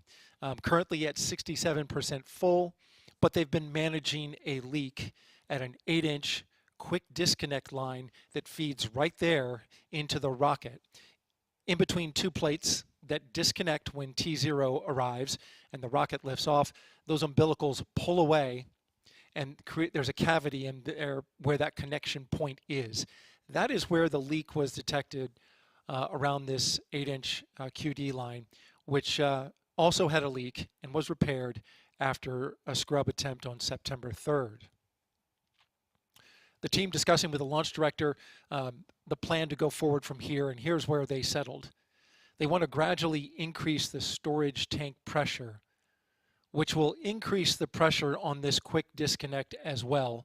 It also increases the flow, getting it hopefully to the fast fill flow that would be nominal for a launch attempt. So that's the ultimate goal. She has signed off, Charlie Blackwell-Thompson, launch director here, has signed off on a plan to slowly step up and increase the storage tank pressure, which will increase the flow through that line right there. And as that flow increases, they want to keep track, I should say, of the leak at that QD interface. Right now, it has been tracking well with increases and decreases in pressure. They have been able to manage it quite well. It reached a maximum of 3.5% when they did the kickstart bleed, which raised the pressure on the tank as they vented liquid hydrogen through the engines to pre-chill them for what would be a startup of those engines. This is something that they're testing today and a test objective with this cryogenic demonstration. They flowed that through there, and then they ended the kickstart bleed, and now they're on a vented bleed. The conversation about whether to go forward after they reach replenish on the hydrogen side came to an agreement between the launch director and her launch team to go ahead and stop at replenish and then discuss whether they want to take the next step, which would be to move forward with a pre-press test. This is yet another test objective for the demonstration today, and that's the pressurization of the tank to get a high flow bleed going, which puts it in the condition to start up. They're going to pause at that point once they reach replenish and decide whether or not to move forward. But right now they want to see how this leak tracks with an increase in pressure at the storage tank. So that's where we're at right now. Launch team is in agreement. They want, launch director wants the liquid hydrogen team to keep a close eye on this leak, as they have been. And if it gets to a point where it goes over 4% for more than 5 minutes, the team has been advised to stop flowing propellant through that line.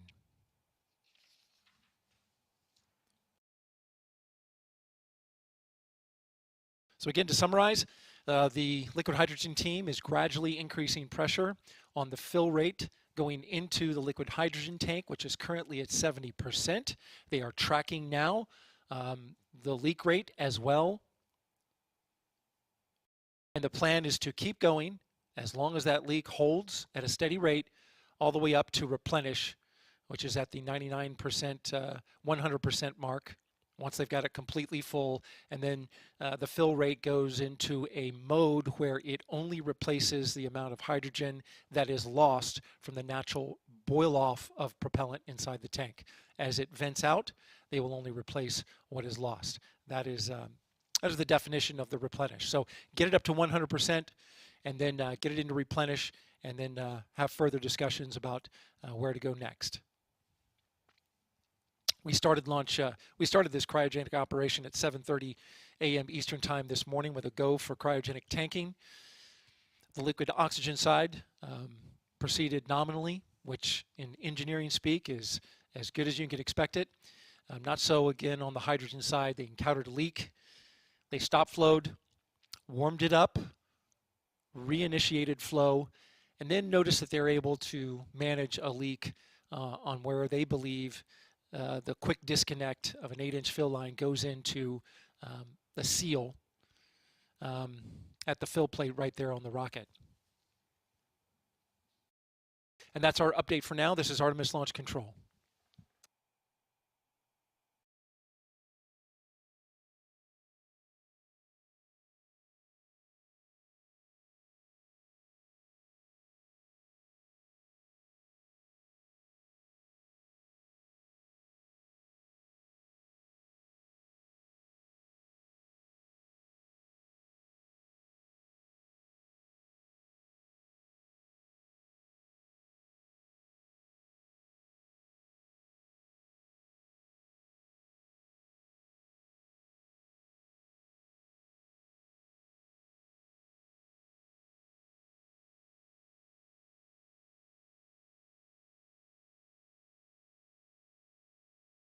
One more quick note I want to add. The launch team is currently on hold for the loading of the upper stage. Again, preparations to load the upper stage of the rocket, the interim cryogenic propulsion stage, which is above the line where you see the top of the booster there, and there's a good shot of it.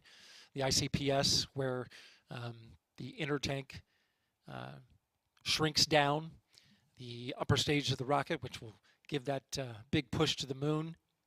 The plan today is to tank that, but at the moment that is on hold.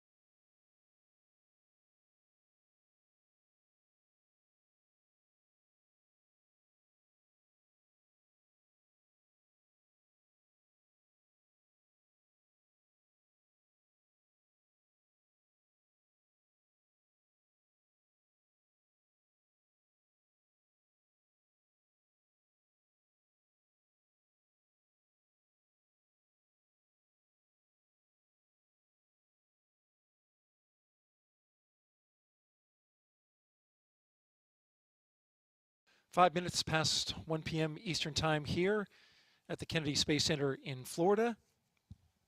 With a pretty nice day outside. We are currently in hour 5, or hour 6, I should say. We're 5.5 hours into the cryogenic demonstration test for Artemis I. You're looking at the bottom of the Space Launch System rocket, its 2 boosters, and core stage.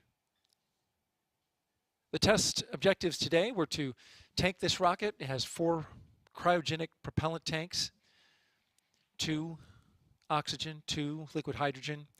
The ones inside that core stage, though, the bottom part of it, are massive, largest in the world for a rocket booster. And so those started at 7:30 a.m. this morning with liquid oxygen. That currently is 100% full. And over on the core stage liquid hydrogen side, we're at 95% filled. There are the stats that we track with our real-time graphics. We encountered an issue right around 10 a.m. this morning with the liquid hydrogen loading. There was a leak detected, and that resulted in a stop flow of the loading on the liquid hydrogen side. It was a pretty significant leak at the time. Engineers then talked it over, went to their pre-planned procedure with a small twist, and that was to lower the pressure on the storage vessel for the liquid hydrogen and then ease back into it after they allowed the quick disconnect line, which is right through there on those umbilicals. Those umbilicals feed the fuel lines right into the rocket. That's where the leak was detected. It went to 7% concentration of hydrogen, and that created a stop flow. They allowed that line to warm up after they purged it out, and then they reinitiated the fill. They resumed the fill into the rocket, and at that point, ever since then, and engineers don't exactly know why, but it has been a manageable leak, reaching only a maximum percentage of 3.4% as they raised the pressure back up to resume fill. And that's where we stand. Engineers are wanting to understand more about how this seal is acting under pressure. And so far, ever since that they resumed fill, they haven't had a substantial problem. The leak is still there, but they are still moving forward with tanking the rocket, and we're just a couple percentage points off from having the entire core stage completely tanked. Now, as far as the upper stage is concerned, that's on hold at the moment. The plan was to tank both of its cryogenic propulsion tanks, both of them liquid oxygen and hydrogen as well, but much smaller tanks. That's on hold at the moment while engineers decide after they get to replenish, which is when we hit the 100% mark, there's going to be a conversation about what to do next, what steps to take, how they want to proceed, what data they've been able to gather about this seal as it tracks with the increase and decrease in pressure. Once they fill this rocket, they do have to detank it, and so that is a consideration as well. The next milestone beyond replenish would be to pre-press the tank. And this would bring the tank to flight pressures, increasing the pressure both inside the tank and on that QD where the leak is. And so engineers plan to talk about the data that they've gathered through the course of this tanking and to decide a path forward. But at the moment, the upper stage is currently on hold. The tanking of the upper stage currently on hold. And this is Artemis Launch Control.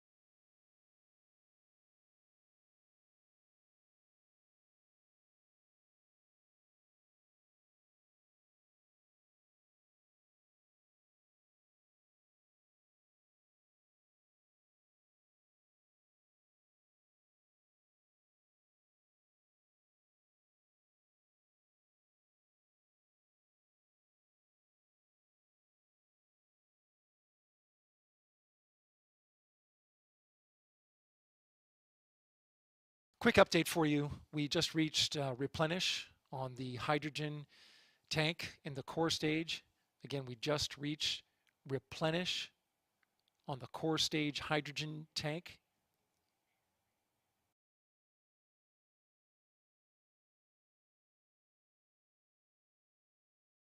So this means fast fill is complete. I'm listening to the team now. Fast fill is complete, and they've gone into replenish, which this is a mode where the valves are only opened enough to fill what is lost from boil off inside the tank, the boil off of the minus 423 degree liquid hydrogen. But some interesting data to pass along that we just learned, and that is that during the fast fill operation, where the storage tank was at full pressure for loading the liquid hydrogen, the leak rate was less than 0.5%.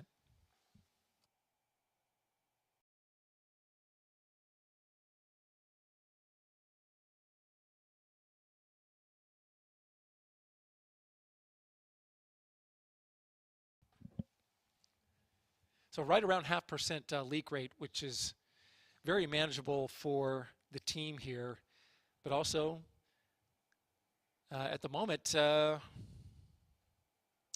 leaving a lot of folks scratching their heads on this one.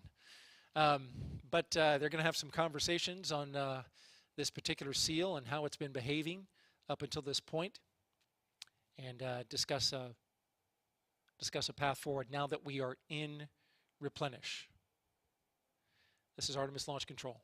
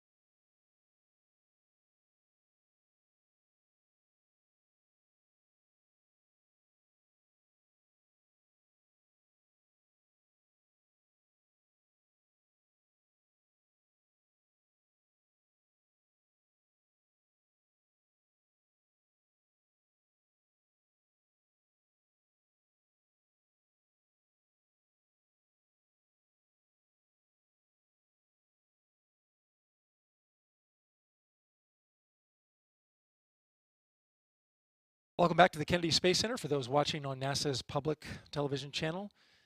We're at the Kennedy Space Center here in Florida, where we are currently in the Artemis I cryogenic demonstration test for tanking.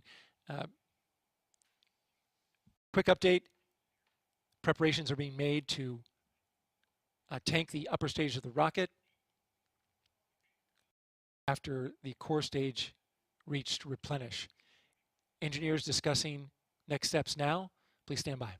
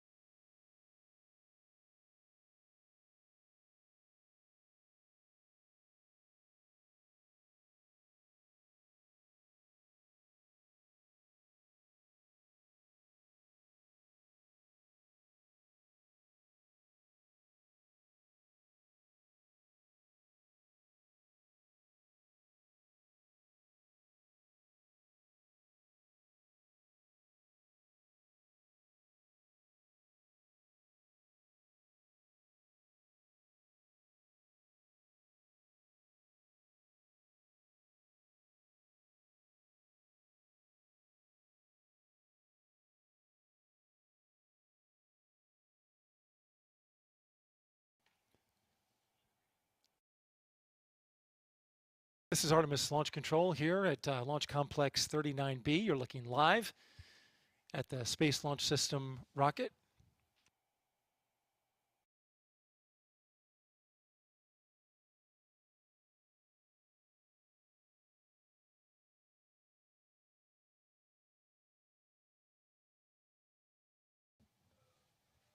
Stand by.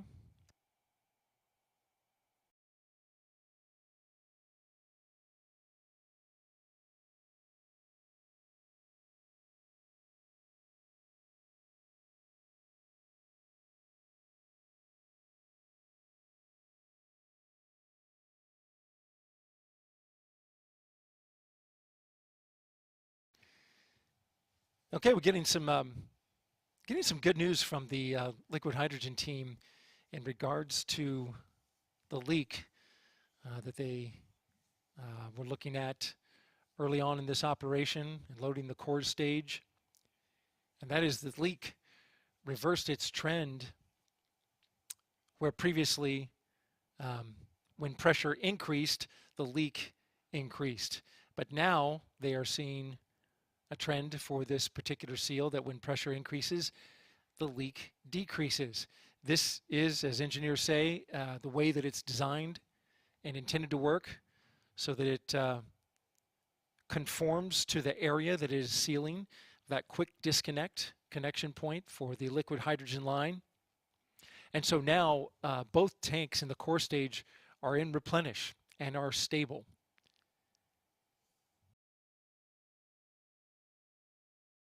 Next up is loading the upper stage of the rocket, and right now teams are conditioning the areas around the engine to prepare them for loading liquid oxygen and hydrogen. And the team's discussing a plan with the launch director just moments ago on one of the main test objectives, which is to do a pre-press test on the liquid hydrogen tank in the core stage after they get the upper stage into replenish. And this will put a fair amount of pressure on that connection right there that you see there, which is the umbilicals. They contain the LH2 8-inch line that we've been talking about, but is now sealing pretty well. The pre-press test is a test where they pressurize the core stage tank by closing the vent, which prevents the boil-off gas from escaping, and then more pressure is added with helium to get to the tank to flight pressure for engine start. This is an important moment to reach. Have to have those engines conditioned at the right temperature in order to start them up, those RS-25 engines, which are just below this point right here. And then once they get it to that point, there's a control loop that cyclically pressurizes the tank, opening the vent valve, which then controls the temperature around those engines, saturating those engines with liquid hydrogen so that they are at the right temperature to start them up and launch. Of course, today is a test. It's a cryogenic demonstration test to show both that the leak has been repaired from the previous launch scrub and to go through some test objectives which haven't been met in previous launch attempts or wet dress rehearsals. And so the team is proceeding forward. Once this pre-press test is completed, they won't have to do it again. Once validated, the launch team will be able to adjust the pressure during the high flow liquid hydrogen engine bleed inside of terminal count. That's the final 10 minutes of count. And that's when it's critical to have those RS-25 engines that you see right there at the bottom in the center, 4 of them, to be the right temperature for launch. So the situation taking a very positive turn here today as the launch team is pushing forward with loading the upper stage and moving to the next milestone, which is the pre-press test.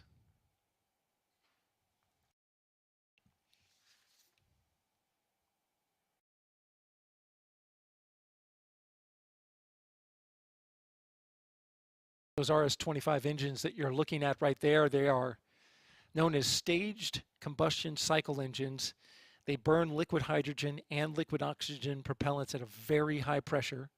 At full throttle, the 4 engines will give SLS about 2 million of its 8.8 million pounds of maximum thrust. Those SLS engines start in a staggered fashion. First engine 1, then engine 3, then engine 4, and then engine 2. And they start up approximately 6 seconds before booster ignition. And during ascent, those engines can gimbal or pivoted to direct the thrust and steer the rocket. To learn more about the Artemis I mission and the SLS, and go to our website at nasa.gov/Artemis. Again, the website is nasa.gov/Artemis. This is Artemis Launch Control.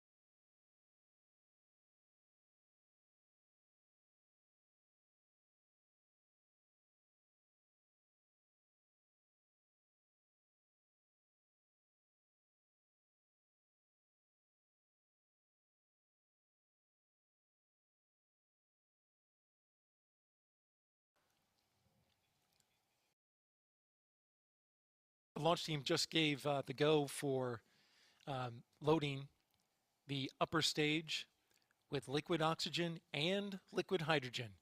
Again, they just gave the go to load the upper stage with liquid hydrogen and liquid oxygen. This comes just after completion of the purge sequence, where they purge out any contaminants from the RL-10 engine. That's the engine of the ICPS, the upper stage that's contained at towards the top of the rocket. That's going to be responsible for pushing Orion into its destination, the translunar injection towards the moon.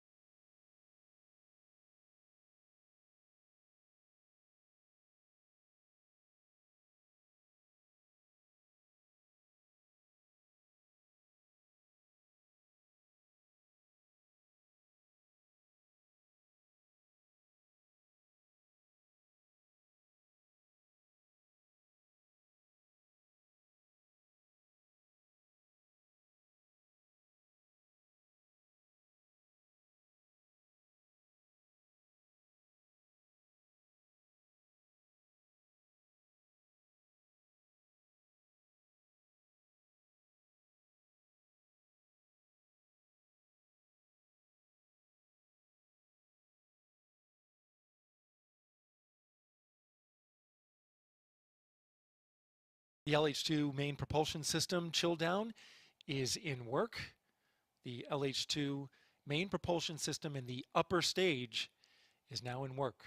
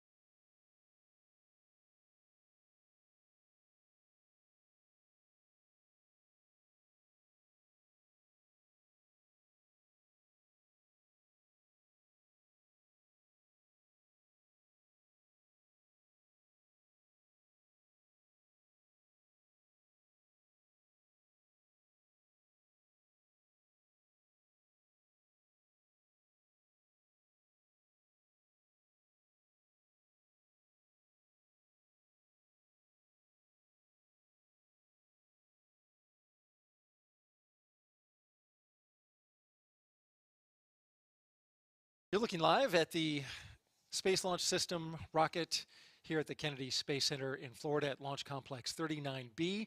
Atop is the Orion spacecraft. We are currently in the midst of the Artemis I cryogenic demonstration test, and so far, so good. We've got the first stage completely tanked and in replenish. It's in a stable mode. That was a good operation and some good engineering that we observed as they tanked this rocket. The liquid hydrogen was tanked completely without any issue. The liquid hydrogen showed a leak, but then that leak managed to get to a point where engineers were able to manage it a lot better. It's reduced now. It's reversed its trend of increasing when pressure increases. And so now that leak is something that they have behind them at the moment.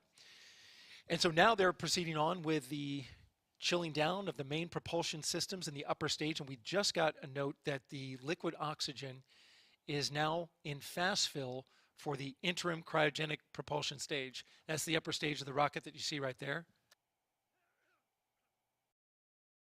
The venting that you see is the liquid oxygen that vents out from the top of the tank there from the core stage. That's normal.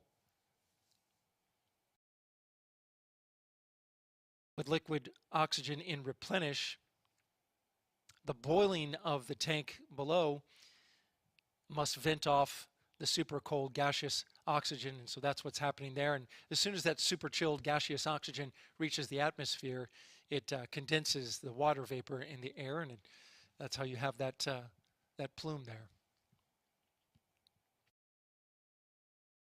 So the plan is, once the upper stage is tanked and in replenish mode, the launch team wants to proceed on with an important milestone called the pre-press test.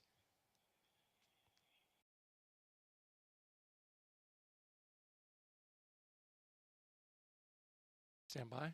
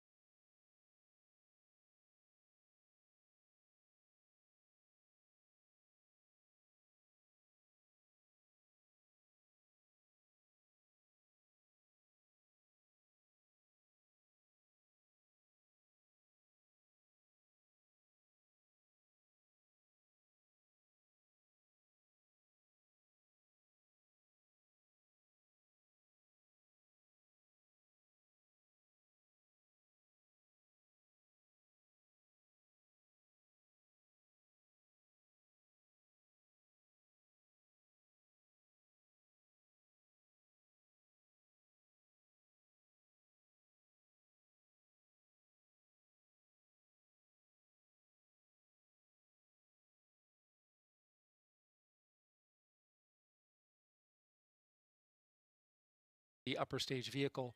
This is something they've seen before. They went straight to their pre-plan. They're working that now. Not going to discuss this on the anomaly net. It's something that they expected, they've seen before, and they've got a pre-plan that they're going to work to get containment. Again, lost boot containment, which is the air that's contained inside the boot, where that hydrogen quick disconnect goes into the ICPS. Got a pre-plan, and they're working that.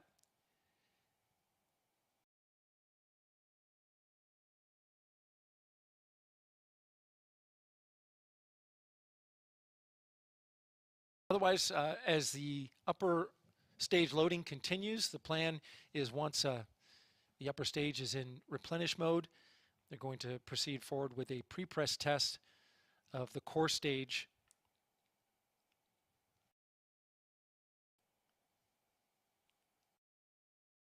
The pre-press test is pressurizing the tank by closing the vent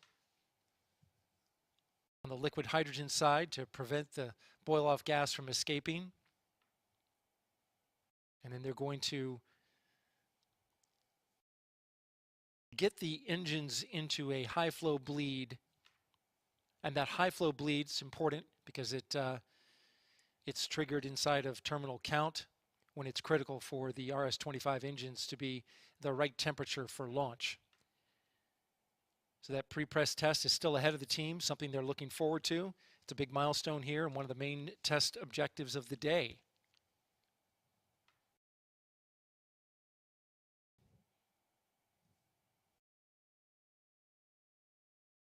The SLS rocket will launch an uncrewed Orion spacecraft from Launch Complex 39B if this test is successful. Launch Complex 39B, of course, is NASA's modernized spaceport at Kennedy.